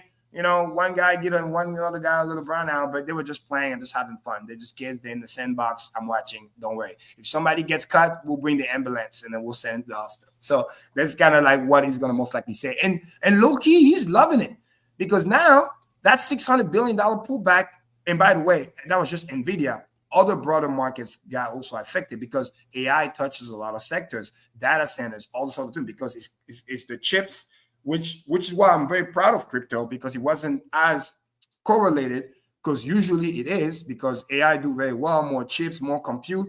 It's bullish for Bitcoin too, because again, the hash rate and all this other stuff. But it goes to show that NVIDIA was just, let's just call it what it is. It was a little bit overpriced. The PE ratio was very, very high. They pumped a lot, multi-trillion-dollar asset, no joke. So it just needed to cool off. That's it. You reset. And then for value investor, it's very bullish, because somebody like, yo, that thing's too parabolic. I'm not getting in. I missed the train. It is what it is. But now pull back like this. Now value investor can be like, I might start looking at some entries. And, they're not going to jump right away, but they look at it like, okay, cool. A nice 20% pullback, retesting the base, making sure the floor is solid. Then they're going to be like, once the next leg up continue, they're going to be able to understand what's going on and safely step back in. But that innovation is great for everybody. It's great for AI, which what's great for AI is great for blockchain. What's great for blockchain is great for all of us. So that's why it's really good. So again, in the morning, we're going to get the actual thing. And then I think it's usually start 1 p.m., 1 p.m. Eastern, 1 or 2 p.m. That's when Powell goes live. And then for those of you who leverage trades out there, which I always say, right, stay there and chill, be careful. There's always going to be shenanigans. The liquidation bot, mark my word, the liquidation bots are going to be busy. Like every FOMC meeting, 2 to 3 hours before, 2 to 3 hours after. Whatever you do, chances are they're going to liquidate you. If you think about going short, they're going to do both. They're going to go short, they're going to go long, and then they're going to end up nowhere. Don't get caught up. Learn from it. Just a couple of days ago, it's so sad. I saw something on Twitter. Somebody got liquidated, liquid loan, 32 million hex or something like that. And then he ended up hitting the market. So it's like, don't become that statistics. You know what I mean? A lot of people got liquidated on this DeepSeek thing because it affected not too much Bitcoin per se, but all the other altcoins. That FUD got monetized. It's called monetized FUD. People love that, especially when something has already pumped, when they got you long and they got you thinking it's never going to go back down, right? Even it's sad, even people who love Ethereum that think it should be, trending up. Ethereum almost revisited 3K. A lot of people got liquidated. Over $1.something billion got liquidated just that day alone. So it's a friendly reminder, like what you said, like that shit kills. So I'm not saying you should never leverage. I'm just saying events like that with added volatility, knowing that the market is already volatile, you're literally asking just to be liquidated. So just be careful for that. And then, we'll discuss the data when it comes out. If it's something so cool, I'll do one of my macro tweets because, I don't want to bug people, but when it's important, I'll do that. But other than that, we're looking good, guys. We're looking good. We're still in the Q1. Hopefully, like Maddie said earlier, Ethereum get the shit together because literally Ethereum could be pumping at any time. We just need to get the quote unquote the higher ups and the community on the same page. That's basically what it is, because what's killing Ethereum right now is not so much a technical thing. It's more like they have an identity crisis. because they used to brag about not caring about the fees, but then they're not doing the other stuff. They're not bringing the other innovation. Now they have to go back into caring about the fees. And if you want to play the fee game without other innovation, people are going to be like, well, somebody else is cheaper, faster. But if we start talking about the core value, which is, hey, we might want to scale it, but we're still going to remain the most decentralized and all this other cool stuff, big money is still going to be here, still going to get involved. Let's not forget, after Bitcoin, bing, bing, bing. What is the only coin right now that has an ETF? It's ETH. That can never be understated, sugarcoated. Now, maybe in the future we're going to get more, but so far, it's fucking ETH. So they just need to get their shit together, fix the identity crisis, and if they do an update, we can get another one of those godly candle when it retests the base. Oh, Maddie, sorry. Let me share one more chart related to that, actually, which is the ETH to BTC dominance, because I've been charting it also for a while. And then, looking for that breakout, because I also tweeted what's good for ETH is good for Pulse Chain as a whole and the ecosystem. So when you're looking at this right here, right, this is the ETH chart. Can you see my screen?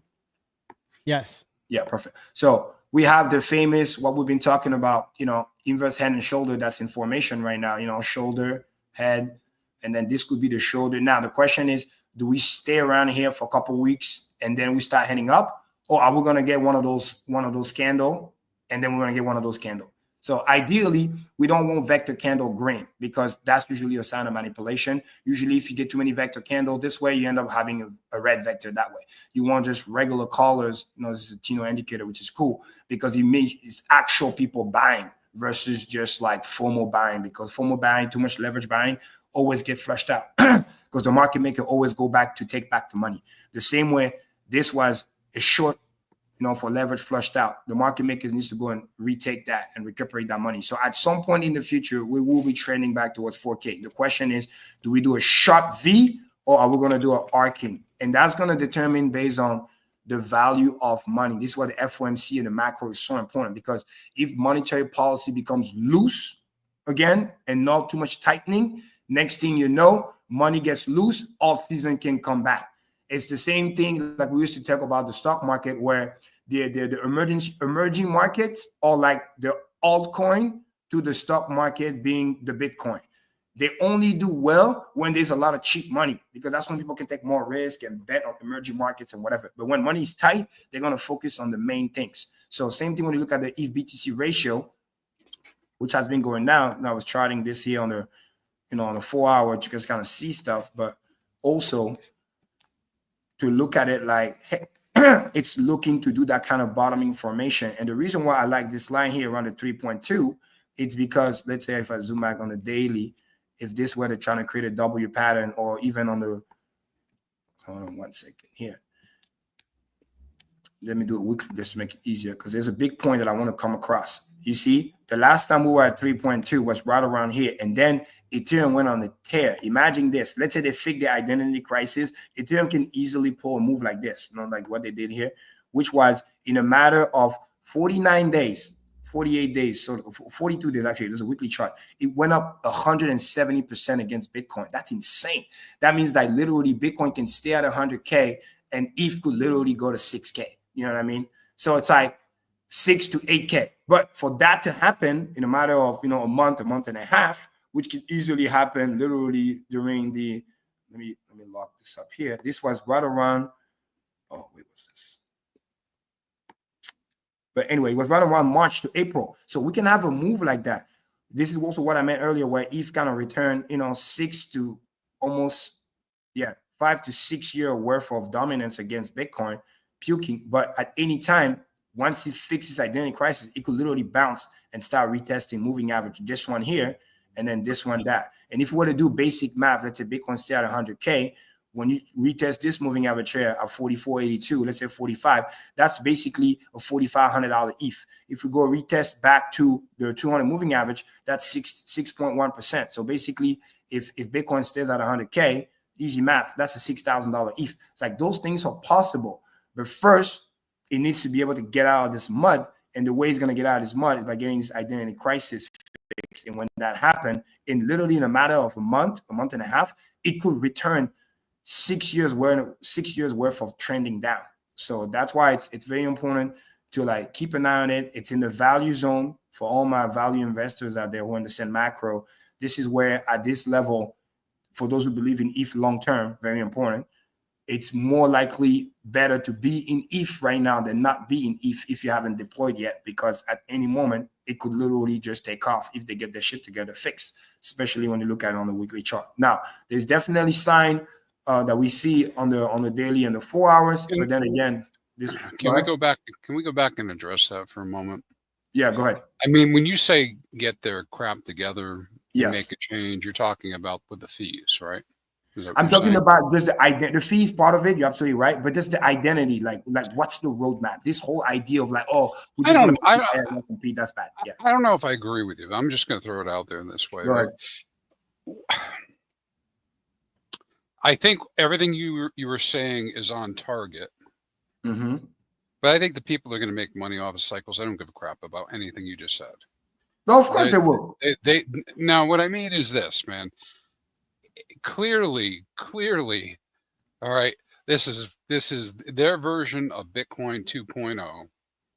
They've been keeping it gate kept and collecting as much of this ETH off the market as they can at lower prices. Of course. And they like green candles and they like money, man. These people, whoever they are, right?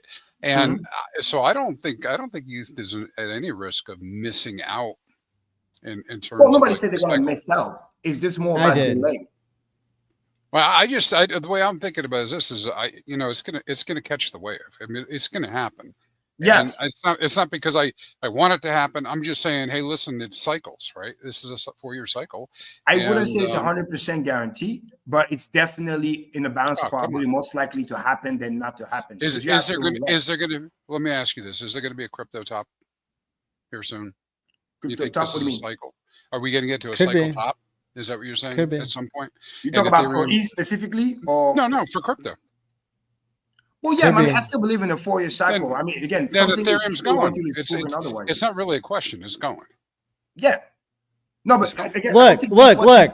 I'll put it this way. Yeah. I had to add some controversy. Ethereum is what? The only coin, or less, maybe it's a handful of coins, have ever outperformed Bitcoin. So if we're measuring in Bitcoin dominance, ETH does not have to outperform Bitcoin. Like, statistically speaking, it's been an outlier in its first 3 cycles, not being down horribly, not being down 99% against Bitcoin, which everything else is, even things, that have survived multiple cycles, when you compare them to Bitcoin, they aren't. So you've got that reality, which is like, Bitcoin dominance like rules all. And then you've also got the reality that the founder is like embarrassed that the fees are so high, and it's like actively, leading this organization of 200 people in the Ethereum Foundation to say like, we're going to make it so that we do not quote unquote win. And that's why all like the ETH maxis who are buying at 30 cents, they're capitulating now. And, we don't yet know how far that's going to go. I bought my first ETH at what, $12.50, $13. Like, nice. I wish I would have gotten more, because then I could, dump that shit now. 287, baby. Yeah, and I didn't keep any. I didn't keep any of them. That's right. Right. Because that's how much I know. Right? So nobody listened to me because you know what's funny? I it's one of those things I want to remind people again. This is so funny. It's like 2 things could be again right at the same time. I think what Crispy said is spot on. It's not even controversial. I also agree with that. But again, it's just I'm just could be right at the same time, because in a balance of probability. And even when you look at this chart, that's what I put even on the monthly. This is not bad. This is still a high low. It's literally in my zone. I've been drawing this line literally ever since ETH was over here. I put this line because I knew if he plays it, and I've been watching obviously Benjamin Cohen and whatever, and some of the TCs that he's been talking about, because he's looking at fractal that ETH has done this pattern before, especially on the weekly chart. This is nothing new. Like, he has done that over here. He did the puking, retest the O, and then off he go. So technically speaking, it's doing what things he has done before. It's literally, and then we're within the margin. It always wakes up around Q1 to Q2. So again, unless the fractal is invalidated, we are still in the ball play. I want to be very clear. I'm very bullish if I think it's most likely going to do. Now, it would have been nicer if they don't have the identity crisis, so things can happen a little bit faster than it could be. But I'm still strongly believing that it most likely will happen because, again, there's still a lot of runway for the quote-unquote thesis to then be invalidated. If doesn't move, and then like we were talking about earlier, big if, miss the cycle and do not pump, and then we get a new cycle, then I will have to reconsider my thesis. But until then, it's doing what it's supposed to be doing because first Bitcoin pump, that's what the dominance do what it does. Then it retract. The same way when you look at the Bitcoin dominance, it's doing what we expect it to do, right? Rising wage broke down, right? Now let me go back to my weekly. Then looking to try to retest and re-enter the wage is most likely going to be using as a lower high at some point, and then puke. Now, if it goes back and make a new high, now we have problems. What's your dollar value? I see the bottom possibly for ETH is going to 2,600. I'll be honest with you. I don't care about, I believe in ETH so long term, but I don't really care about the USD value. I just look at the ratio. As long as, let's say, for example, if ETH go to 2,600, right? Or even 2K. Let me be very creative. Are you guys talking about like before it goes up above 4,000, or are you talking about like in the next bear market? Yeah. Are you talking about this year? I'm talking about in the next month. Yeah, next month. Maddie, remember that comment that you made that you said you asked the AI, what is ETH going to be next month? And you heard something about 2K. Let's just say again, and people watching, we're not saying that's what's going to happen. We're saying it's just really for exercise purposes. It's going to happen. Let's say it does go to 2K, right? If ETH go to 2K, because Bitcoin went back to 80K to do a retest as well, and the Bitcoin dominance is around where it is now, and the ETH to BTC ratio is around where it is now, I can care less what the USD price is because I'm just pricing. Again, I'm crypto focused.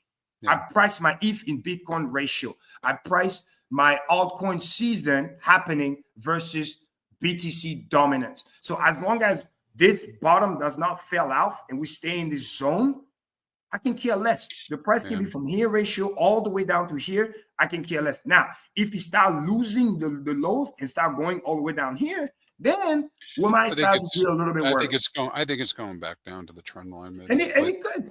But whatever. It doesn't. You know, here's the thing. This is how I look at this stuff because I'm looking at the macro, and I am looking at dollar value in the case of ETH, though I acknowledge that the ratio is a much better way of doing things. But most of the world cares about the dollar value, and what I'm looking at are the golden ratio numbers, the Fibonacci's, over the long time frame, 350-day moving average, 111-day moving average, and we just had a cross of those averages, which is kind of like a negative thing, and it didn't hold as support, so it's now below. So it's quite possible that we'll see some dippage and even like a wick down to the 2,600 level, but none of that to me says that ETH's out of the game. I still think ETH is going to $12,000 to $20,000, and if things really get nuts, it'll be over 25K. But that's just my opinion, right? Because I apparently don't know anything about all this stuff. So as I'm going along, right, I'm just saying based on the past. But I hope to be right this time. I think that's exactly what's going to happen. Yeah, and one more thing I want to add for clarity too for you, so you understand why I said I care about ratio. Again, I'm looking at it like a macro term. Where are we? We are in a micro bull right now. This is the reason why in the bull, what you should be doing is more caring about ratio than USD. Because when the bull really, really kicks in and something pumps, why do people make a common mistake in a really raging bull market? Because they care so much about the USD. Oh my God, he pumped 5x, and then they sell. And then when the thing continues to pump another 10, 20, 50x, they're like, fuck, how did I miss that? Because they were so caught up about the USD, they forget the fact that the ratio was still so undervalued that the thing could have run a little bit further out. Now, if I was in a bear market, actually the thesis flip. I will be more care about the USD than the ratio, so to speak, because usually in the bear market, what ends up happening is the ratio is out of whack and they slowly start to bleed. This is where the inverse transfer of energy is happening, where it's like people are like getting more coins, but then getting less value. You know where I make bear market. You know where I make bank on all this? Where? there's this thing. It's called Pulse Chain. Yeah. And like I'm on this, it's this other chain, right? Exactly. And I'm able to go in. Tell me more. I'm going in and farming, and I farm wheat. You see, same thing. I love the ratio between. Oh my God, is that a moneymaker? I like the volatility. Exactly. And so, yeah, okay. So some people complain. Some people will complain that they don't like 34% APR on a wheat pulse pair. But I'm here to tell you that's a pretty good number.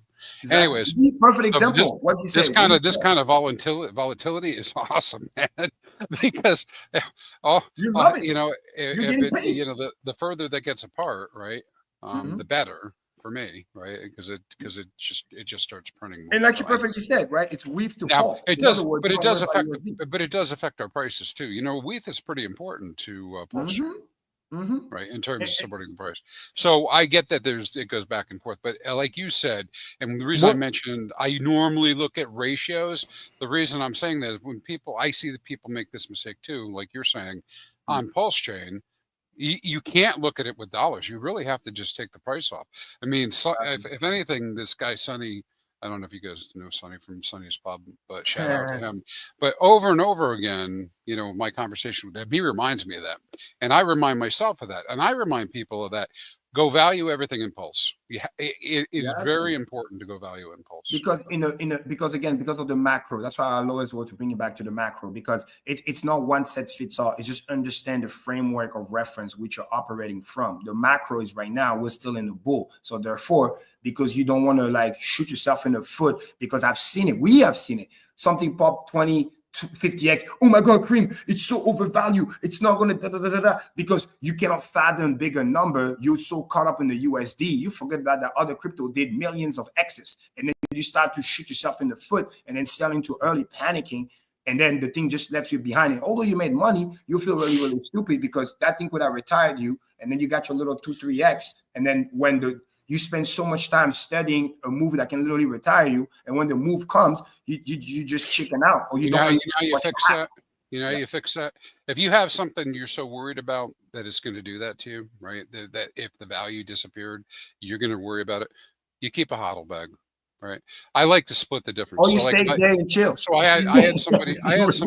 had somebody asking about a swap between two of the RH tokens, and they were kind of like bummed out, like, well, you know, PulseX just isn't doing what I expected it to do. I'm going to swap it for this other thing. And I said, well, listen, I don't know which one's going to go up first or why. You know, I mean, I don't know.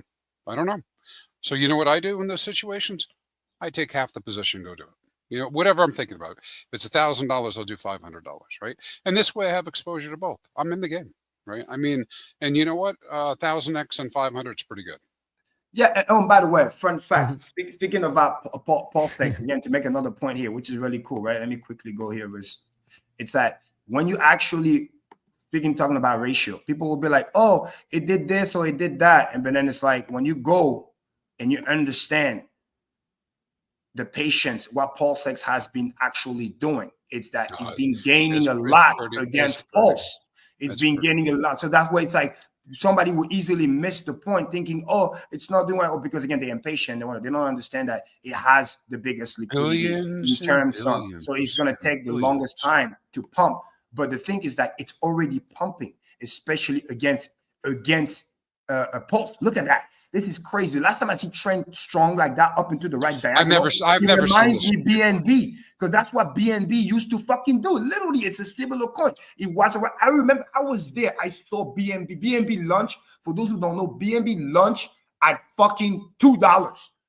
Wait to like 50 cents for a little bit, $2. Stay there for a while, then $3-5, and then I remember 6 months later, it went on the tear, and then literally for a year and a half, the chart looked like this. It just looked like it just kept going, because again, rain or shine, it's just a volume game. And this is what PulseX does. It's eating the liquidity. And this is a ratio. This has nothing to do with the USD price. It's just a ratio. So as long as this continues to play and you understand that Pulse hasn't ran yet in USD value, you shouldn't be worried about what the USD. You know what happened? You know what happened with this? With this going up like this? This actually made me question my forever in farm, right? Because I don't worry about the I don't worry about the impermanent loss with the farms because it is a dollar value. That's how this thing is captured, right? It's a dollar value that determines how much I get in ink. Blah blah blah blah. So I just like getting the inks, but this bothered me so much, Kareem, that it's going up like this. That I went and got more. I went and got more PulseX. There's no chart that looks like this. So that I'd have exposure outside of the farm with PulseX. In terms of ratio, there's no chart that looks like this. Period. Full stop. End of story. And it's like, and this, by the way, it's a weekly chart. And those candles right here, 12%, 12%. Yeah, a little pullback. And which, by the way, very healthy. Very healthy. Pumps, retrace. Pump, retrace. Bull flag. Retrace, bull flag, retrace, bull flag, retrace. And you get to see how it started to arc up too, because now the pumps are getting a little bit more severe and it's eating the liquidity, which is also why I'm pumping faster. Because, and when I say the liquidity, I'm talking in coin term. The lower the liquidity, the faster the pump can come. There's less coin in the scale. Less coin in the scale. Volume is the same or increasing. This is basic math. Means more coins are being removed out of. So I should put all my PulseX into liquidity. You're saying? Huh? Yeah. So it's like, no. And this is a great reminder what I was just talking about in terms of ratio earlier. Don't worry so much about the USD. Look at the ratio. And the one last thing I want to say about the ETH BTC, the reason why I care more about this zone more than this zone is because, again, macro in terms of structure. When it stops, and hopefully if stops here, I don't care if we stay here for another month and a half. It needs to hold around here because when it does that, we still got the beautiful higher low macro structure, right? Boom, higher low, boom, higher low, boom, higher low, or same. The moment it breaks, it starts coming here and potentially lose that, that's bad because then it changes the structure of the chart. Now it starts to look like those charts that might potentially reverse back to zero. We don't want that. We don't even want to test it. We don't want to find out. We just want it to hopefully stay around here. The shenanigans stops and then bounce. Because the moment this bounce on the weekly and start trending back this way, mark my word, all the haters are all going to come back and the scavengers and the hyena, they're going to start talking about how great ETH is and blah, blah, blah, blah, blah. Because meanwhile, when everybody's getting liquidated or cashed out, those who stayed in, those who don't get liquidated, that just keep dollar cost average, eventually the bottom is made and then the things start to push back the other way. It's the same time I remember when ETH was around, ETH USD was around this thing over here.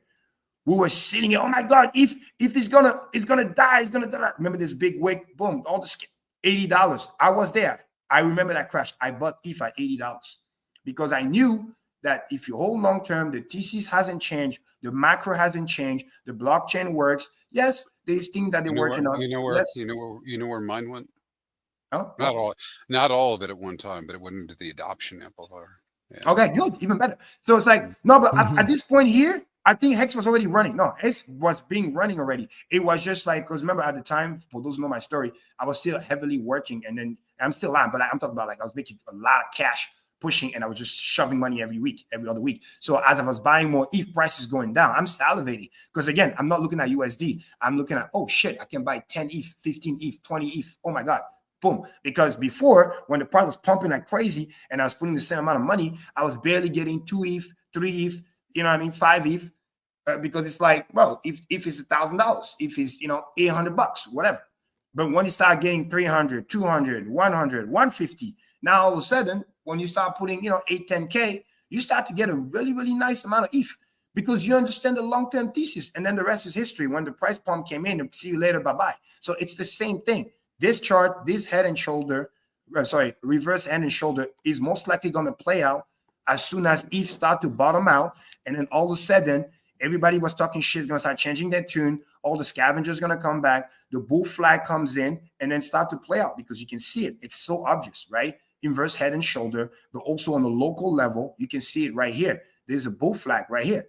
And for people who don't understand, the best bull flags actually are the ones when the price is trending down. It's the best. Why? Because it's easy to break the triangle out afterwards, which is why it's really, really good. This is also the reason why when you have a rising wedge, price going up, it's bearish. Why is it bearish? Let me do a quick little drawing here to show. It's bearish because when the price does this, and then does that, the same way we say it fell out of the parabola, but when you fell out of the wedge, usually it corrects.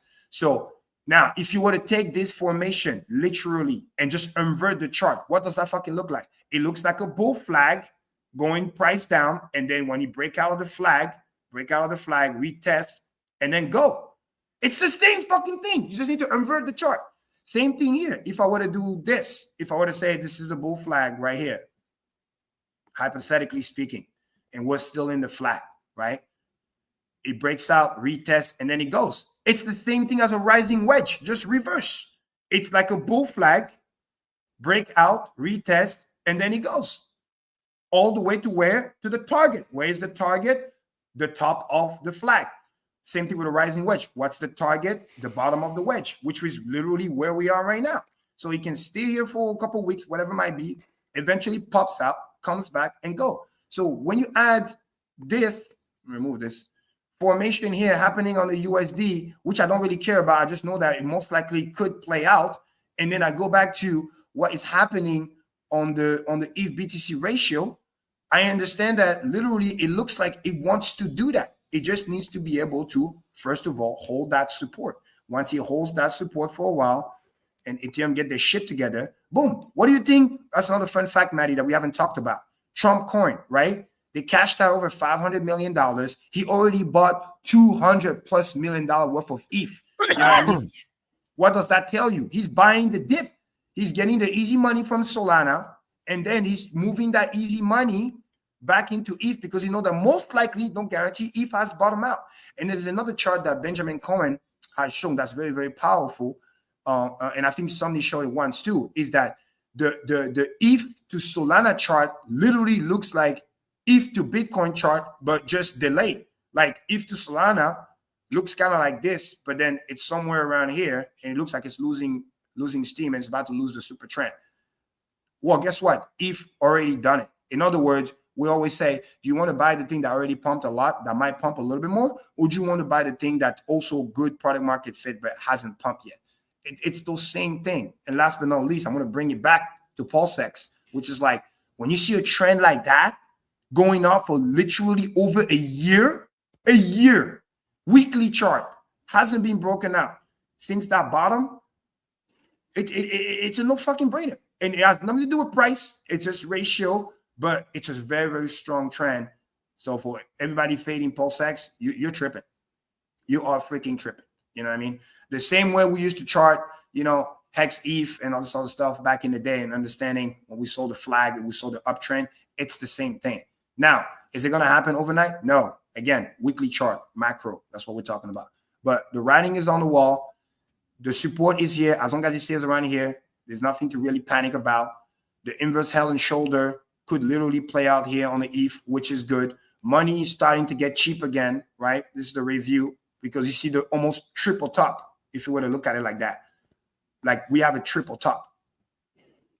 It's like, whoa. And you get to see, if I were to chart this kind of like a rising wedge on the yield, you get to see where like it's literally breaking down the trend. Guess what? Money gets cheap. On the 10-year, on the 2-year, money is already front run over here. It's going to get cheaper. If money gets cheap, liquidity comes back in. Global liquidity goes up. Global liquidity goes up. Money is coming back in big time. They're printing it. They're literally financializing it. Another proof, as the yield are going down, guess what? DXY also topped big time. Look at that. Sharp. There was a sharp pump before Trump comes in, and then sharp decline, which is how they're monetizing the money, the debt, because we had a strong currency against everybody else, and then you start printing like crazy, which weakens your currency, which is also good for trade, and then you get to use the money, and we get to refinance the debt at a cheaper price. You guys remember here? And then he did this. We went on a crazy pump when that happened. Same thing here. We went on a crazy pump when that happened. This was when Bitcoin left the freaking 16K and started running towards the, 30K plus 40K. This was when we went from the 40 to the 60Ks and stuff. So it's like every time you see a major dollar, quote unquote, printish collapse, Bitcoin, crypto as a whole, but definitely Bitcoin benefits from it. If Bitcoin benefit from it, ETH is going to benefit from it. And last but not least, if once again, these ratios stick around here, bare minimum, and stay around this ratio, But let's say hypothetically, Bitcoin start to run towards $150,000. What do you think is going to happen to ETH? ETH is going to have to go to 4,000 and 5,000, because if the ratio against Bitcoin is not further losing the 003, but Bitcoin start to trend towards 120, 130,000, well, ETH is going to have to go up also. And then once you start catching certain trend, all of a sudden it will pump. So understand those things, understand the macro, and be careful. And then for those who in Solana, again, I'm not a hater, but I'm just saying, I don't have it here, but watch out for the Solana ETH chart. I'm telling you, because when ETH start to really, really pump, all that money that left ETH, because it's true, a lot of the pumpage that happened in Solana, make no mistake about it, that money came from ETH. Sooner or later, just like people that do leverage, sooner or later, the money goes back. Don't think that it's going to stay there forever. So I'll leave that as a closing message, food for thoughts, to each their own. But just understand that when ETH start to pump, it's going to start sucking liquidity out of the alts like you have never seen before. The same way when there's a major crash and everybody fleet back to Bitcoin and everybody and ETH gets drained, when ETH start to pump, it's going to start draining all those so-called altcoin killers, because all of a sudden reality sets in. But then again, hopefully it happens sooner than later, and hopefully they get their identity crisis taken care of. But it's not a matter of like, oh, is it going to happen? I strongly believe it will happen. It's just a matter of like when, not if. Yeah, I mean, we could get an Ethereum strategic reserve. That could totally disrupt my my short-term bear thesis from ChatGPT. Yeah, but I'll tell you the one thing that that seems like the most clear is we're going to be hearing from the judge soon on the Hex case, and hopefully tomorrow, I believe, is not only the Federal Reserve press conference, but it's also the 90-day mark, which is no deadline for the judge, but that's like typically what they aim for. And so every day now we get past closer to and getting across the line of the 90-day mark, like the more likely it is that we'll hear whether the Hex case will be dismissed. And I think there's speculation that it might be dismissed for Hex and not Pulse Chain and Pulse X, or maybe it'll be dismissed for everything. We found out today that like some SEC stuff against XRP got taken down from their website. Nice. Just today. So that's a completely different mechanism than like the court mechanism, of course. But we're rooting for both of those scenarios. So what do you guys think? Are you on the edge of your seats yet, or what? That will be key if it drops on time. But one beautiful thing that we have is, again, bonding liquidity should never be underestimated. Let's say, if God forbid, we only get a partial dismiss and they say Hex gets dismissed, thanks to bonding liquidity. If just Hex pumps like crazy, and we just finished talking about ratios, everything else just follows. The same way, if ETH pumps, we just follow. So it's like just getting one or the other, it will just be bullish. Partial or full, I think that's great. Stake the Hex. Yeah. And shout out to everybody in the chat. You guys are awesome. Thanks for the message. And yeah, my boy, you and Anderson in the chat. Yeah, there's a bullish divergence. I charted it. ETH to BTC ratio. It really is exciting time. Now, the question I like John. I like John. You know why I like John? Cool. Yeah, he said that I was right. Yes. That's awesome. Yeah. And then the last thing, to add a little bit of motivational speaking, I guess, which is cool, is like, you got to ask yourself, right? You've been here, I don't know, 1, 2, 3, because we have people in the community that's been here, obviously 5 years. Some people have been here 1 year or 2 years, but at least most people have been in crypto 2, 3 years. You've been waiting for this moment. You've been patient. You've been all this other stuff. It's like, you're closer to the end of the tunnel than the beginning of the tunnel. Now, the question that you really got to ask yourself is like, especially if you're hustling and working and generating new cash, you don't want to look back and be like, man, this was near the bottom, this one near whatever, and I couldn't add more to my position and I didn't, or whatever. So you have to ask yourself, like, am I doing all the best thing that I can do to position myself that hopefully after this cycle or the next, get in a better financial situation. And hopefully for some of you, I wish everybody to be financially free. So it's like, instead of worried about the when, you just know the volatility that is mostly going to happen. And instead of worrying too much about the when, look at it like that's what I'm looking at, like a blessing. And that's why you buy Hex. That's why you get into Hex and you do things like ladders, you know. And that's a way that you become financially independent for sure. Listen, there's a lot of stuff going on. I'm we talked about a whole bunch of news. There's all sorts of news we could be talking about. There's lots of shiny objects, right? But I will say this. I agree with you. You stick to for the average new person who's trying to understand all this stuff, stick to the RH token basket. Yeah. Well, hey, I'm not new. But but I bought some Hex today because I was digging around for any of that pesky Zen that I could find, and here's what I found. So I found some on the AI stuff. Good job. Right. I haven't decided what to do with that yet, but yeah, I ended up running in to some PUSDC. Wow. That I was airdropped for free when Pulse Chain launched. And that stuff, it's like selling for a penny or something. It's like it's up like a trillion, it's up 1 trillion% from zero all the way to a penny. And I don't see any case getting dismissed about PDI or PUSDC in the next week, but I do see something about Hex. So go ahead, Crispy. There you go. Wow, Maddie, that was so good. That was smooth. I did a rotate the money. I did something called a crispy scratcher back in May. You remember I was talking to you about last year in May about the whole PDI thing and all this. Okay. So this is what the outcome has been, and I'm not telling people go do this. But it's just an idea that I'd come up with at the time.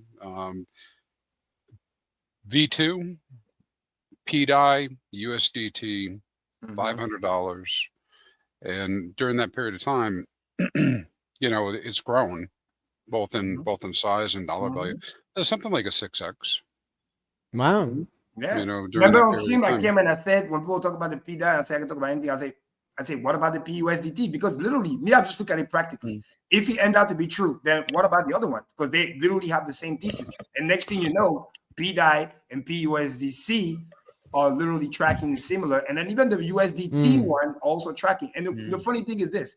If it goes to the dollar, because there's another ratio that I see, literally EHEX will be a fucking dollar too. So it's like, by all means, send it. I'll just want that. And if EHEX is $1, that means PHEX is at least $1 or higher. Oh, so God, yeah. Well, you saw that Hex lost the battle with PDI at the moment, right? Right. Right, the ratio. So now I can get more Hex per PDI because the ratio slipped. But I think that's temporarily. It's because of Black Swan event. Oh, yeah, sure. You got those people getting liquidated. The liquid loan stuff, 32 million Hicks got liquidated. And then also for better. Whoa. Big actors. Wait. You keep saying that Hex was liquidated with liquid loans. How's that possible? It does pulse. Well, with like the equivalent. Okay, maybe what's equivalent, my bad. Because it says on the Twitter protocol feed that 32 million Hex was liquidated. That's what it says. Yeah, from like the Hex version of liquid loans. Okay. Which is Power City, not liquid right. loans. Sorry, everybody. I just like I said, I don't even use this. I just that may perhaps that's what did it. I don't know. But regardless, we've been seeing the flippering. Right. Yes. So they're flippering upwards. And so I expect at some point here I'll be like, I can get 1.5 Hex per PDI. Maybe I'll swap it. And then it'll go the other way. And people are rotating. So people are rotating in and out. They're taking that trade. And remember, Crispy, this is the thing we should talk about all the time. It's a great reminder that because you and I will really analyze the Hex taking too. It's like we're in Q1, and there's a lot of people who have cyclical yearly stakes that ends always in January. The people that kind of like, if you were a financial planner, you run your January, you cash out the money that you need, and then you run your funds and your budget for the year. So there's been a lot of stakes, 20 million here, 30 million here. There's a guy even that sold like 50 million. And I'm happy for the person. He did a long-term 5-year stake and then never emergency end stake, and then the stake ended, and then he just cashed out. And then I think people were saying, good job. Like, Hexo was saying good job. So it's like some of the slightly depegging ratio. Why I'm saying it's temporary is because there's been some people, cashing out on their stake, rightfully so. But then the cool thing that's long term, well, they staked, the stake ended, and then they wanted to cash out. I mean, what else can you do? At least they didn't EES. My point is that they played the game by the rule, and then yeah. But by the way, fun fact: the person had still 150 million hex. Okay, it's not like maybe I used the wrong term. Cash out doesn't mean he has no more stake. It's just that stake ended. It was a 5-year stake. It wasn't one of those like rotation, because everything that you see usually that's big amount. People are usually doing like a 90-day rotation or less. Well, people forget Hex is a 15-year cycle.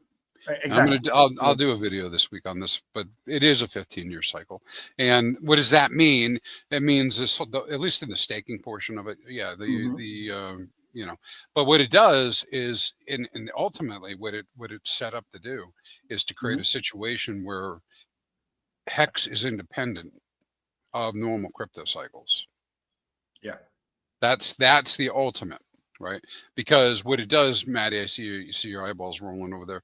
Not in a bad way, but what it's doing is it's creating a different distribution of X at different times and incentivizing people to stake at different times. But damn, it's such. I know this is just me. I feel like getting my Cuatro Cinco's in is such an opportunity right now. So yeah. Oh, big! It's gonna be awesome. It's gonna be awesome. But here's the thing: is we won't know that for probably another 5 to 10 years, right? Yeah. That I'm right.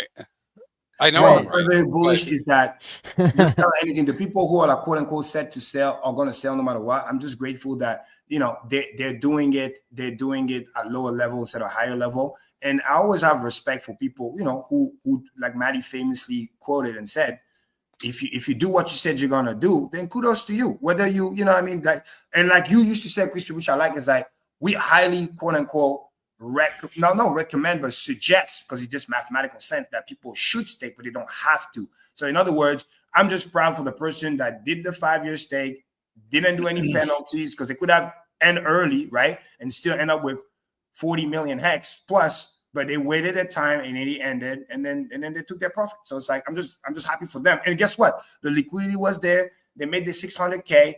And if you're 0 to 5 years, that means you were there from the beginning, and that means you made 100x on your money plus your stake. What, you locked up for 5 years? You got rewarded for that? This is what kind of crap is that?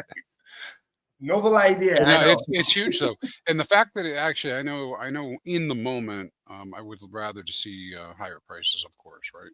And of course, when people do cash out, that value does go a different direction. But it's a huge distribution, right? Yeah. Because that situation cannot occur again for that person. What that person was able to do, and God bless. I mean, whatever he or she needed to do, or they. That's fine, right? Yeah. But they've now distributed that hex out into the system. Exactly. No one can ever do that. They were the only ones that could have created a new stake that would have come close to the same number of T-shares. Exactly. Oh, and by the way, He came out to roughly 5,000 T-shares that was burned. Yeah, and so now we're in a situation where, people are still kind of like fading the whole hex staking. I hope people just forget about staking. Yeah, right. Except for those. We're getting some solid sevens lately. Solids. I think like within the next 3 to 6 months, we're probably going to start getting solid 8s payout per T-shirt. Oh yeah, dude. Yeah, like a fun fact, I'm starting to get back on the Dream account. The more similar to more than the daily hex that I used to get, before I lost my, one of my stakes that I had to ES because of the whole court thing, because I lost roughly, 500 T-shares. But now, because payout per T-shirt trended up now, solid, without even no emergency. It's just because, again, less T-share in the pool. We used to barely get 6 to 7. Now we're getting solid 7.5, and now every now and then we're getting. Do I have to explain to you how this works? No. Well, I know. I'm with you. I get excited about it too. It's silly. I mean, I put a video up that just showing the T-share rate going up into the future, where it hits 1 million million hex per T-share in about 15 years or so. And but yeah, it's crazy because what people forget, that guy you're just talking about that earned all that reward, right? That is now minted hex, right? Exactly. I mean, for some people, their entire position was never minted, but in general, right? Normally, what it is, whatever the rewards are, that's minted hex, and because that minted hex now has been minted, it is now calculated as part of the payout. So that just drives that base rate up. So the base payout's keeps going up. And the thing is, Kareem, not very many people agree with me. That's okay. I'm good. I'm good with that, because as long as hex survives with lots of liquidity. Apparently, it's got tons of liquidity with PDI as well, right? It's going to go on forever. I mean, it's great. Yeah. So congratulations to that. The other thing I'd say to you guys is to, if you're someone who's willing to at least try LP, right at the moment is not a bad time to set aside a future pool of something that you want. Whether it's the Pulse X, Pulse, whatever. If you want to do with a farm, you can do that. But here's the thing: is some of these little LPs are going to grow over the next 48 years, and they're going to be huge. They'll be huge. And so whether you pick the favorite tokens you want and get them matched up and drop them into a wallet that you never really access again. It's not a near-term thing, but you just become part of the casino embedded. And you go with it. No, very well said. Hey, can I mention one more thing, Matty, before we wrap up? Please. I don't know if we're getting close to wrapping up, but so I heard rumor of Alex from Hedron being very close, and it's rumor, guys, at the moment, right? I love to hear from him, but at the moment, but we're getting close. He said he's getting close to releasing the new app. Nice. And so I think a lot of people would be really interested in that. So keep an eyeball on both the Hedron and the Icosa. I know it's not Hex specifically, but it is related to that. No, shout out to Alex. He's definitely earning stripes. That's a solid. He's got a lot right there. So I'm looking to see that go, Matty. And thank you, Matty, for letting me talk about Hedron for a moment. Hey, listen, it's baked in there too, and a lot of our folks have that. So yeah. Well, that reminds me of the Matty token for some reason. I don't know why, but if we're mentioning other stuff, that's a token lions and tigers and bears. Oh my. Yeah. Matty said, what is Matty's token doing? It's just chilling. It's Kareem just said that there's no chart like the PulseX chart. Oh, wow. That's true, but Matty does have a lot of offline bags. You know a guy? Yeah, that are PulseX and Deci related. So I mean, if anything was ever going to have a chart like that, who knows? But hey, the Matty V2 pool is doing okay. I mean, of course, it's only $100. There was there's 30 or 40K of liquidity added, maybe a month or two ago. Maybe it was a couple months ago, and that that wasn't touched for a little while, and then some people ate it up. So so far, if we're looking at the history, there have been periods where there was a 20x amount of liquidity, and then it's 20x less and 20x more. So that's kind of interesting. And people were mentioning at the time that it's interesting that people didn't grab it right away, and that sort of thing. So hey, what's up, RH Max? Good to see RH Max. He always does great work, and I just saw he was Met in posting Miami. some old Richard videos, which I watched one of those today. It was really good. So thanks for everything you do there. Yeah, I was watching. I was watching RH Maximus the other day. Yeah, yeah. You see the. Did you see the old interview that Richard did? The Hexologist had it up the other day. The old interview that he had done. Oh, geez, what was that jerk's name? The one that was just Peter McCormick. Yeah, scream and scam the whole thing. I laughed my ass off watching that. I've been catching about like the second half of those episodes, and one thing that people have to check out if they've never seen it before is Hexologist has this a video AI version of Richard. Oh, it's so cool. It's that funny. he's trained for that. It's so and funny. so you can ask Richard a question for like at least $10 super chat. Yeah. And then that supports Hexologist, because he's like looking for a job. By the way, if anybody has a job for him in Idaho, I could use a moderator for my chat. Right. He's really good. No, that AI is so cool, bro. He should do something. He should do something. It literally almost sounds like Richard, and just the power of AI, man. And when you think that AI is only going to get better, it's scary. It is witty, it's funny, and I think it feels good because I ain't gonna lie, I kind of miss hearing Richard's voice. That's why sometimes, me and you, sometimes we go watch old video. It's just good little refresh. And that's what I love what he does on YouTube. He goes back and he play old Richard's video or even with the chord and that old stuff that we kind of know, but it's just great to like get a refresher. So that was awesome. It's too bad. It's too bad Richard was so wrong. I mean, think about it, right? He said you should delay gratification, holding, time in the market is better than timing the market. What's better than holding, staking? I mean, all those things turned out to be exactly right. At least in the playbook I'm using. But yeah.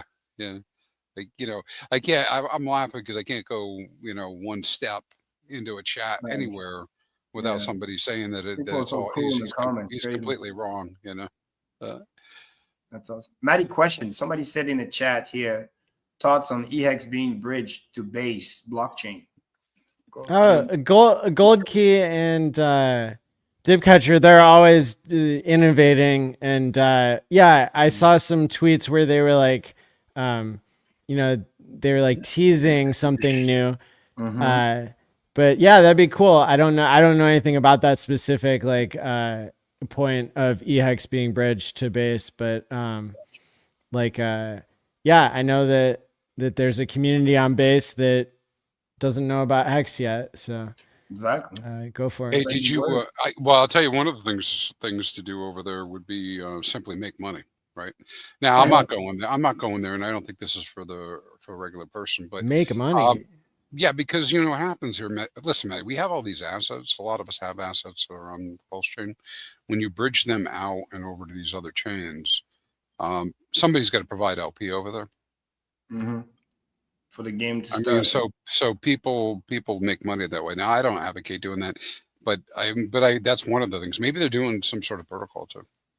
Yeah, I mean, it adds visibility. They're trying to bring the thing, and then hey, sometimes you get new customers like that. You know what I mean? You say it's like a sample, and then if they want more, they go to the main chain to get it. You know what I mean? Or you remember how we used to do stuff for like either a DeFi exchange or an exchange? You go over there, maybe it's at a slightly discount, then you buy it, and then you're like, where can I sell it? Oh, I can sell it back on the main chain or whatever for more money. So it's like tricks and plays to like visibility. Oh, dude, there's been some crazy.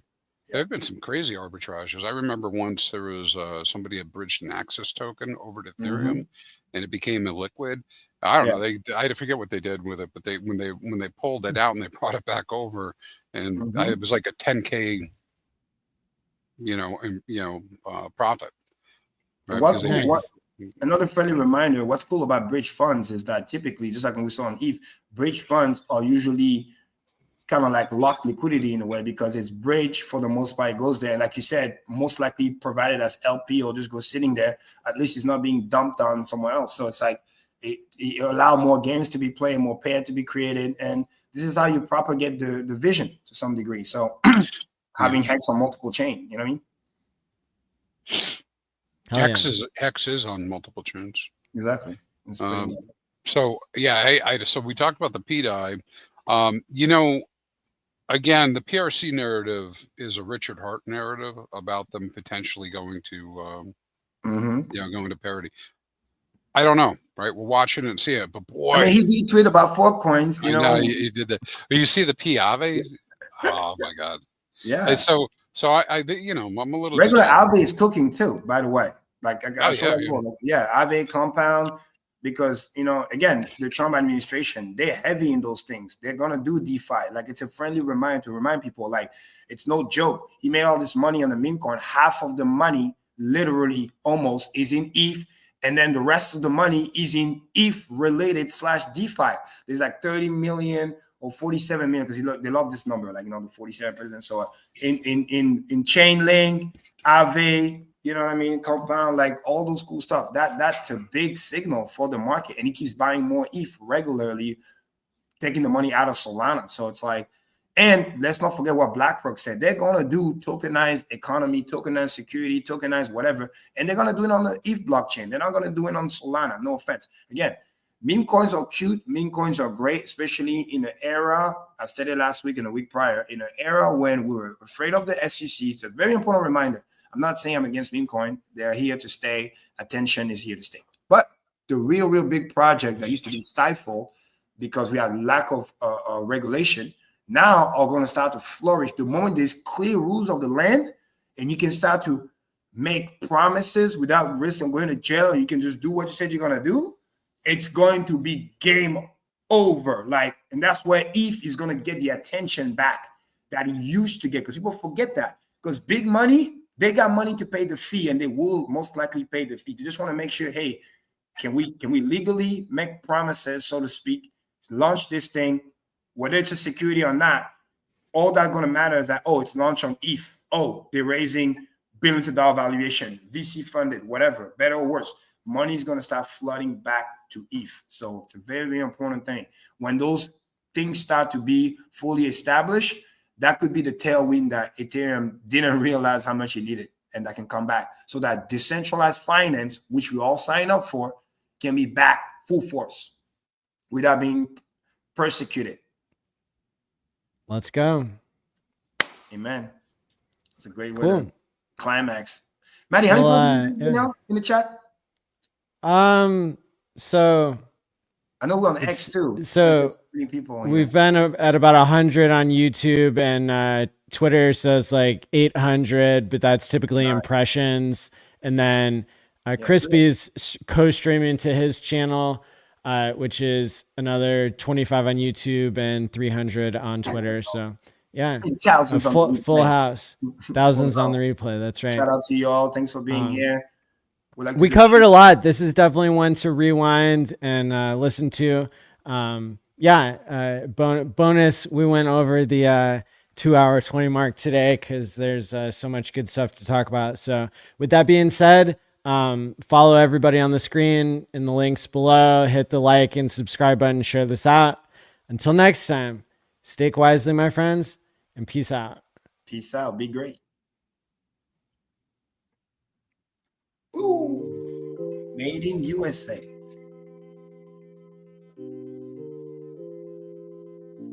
FOMC tomorrow. Let's have some fun. Good night, everybody.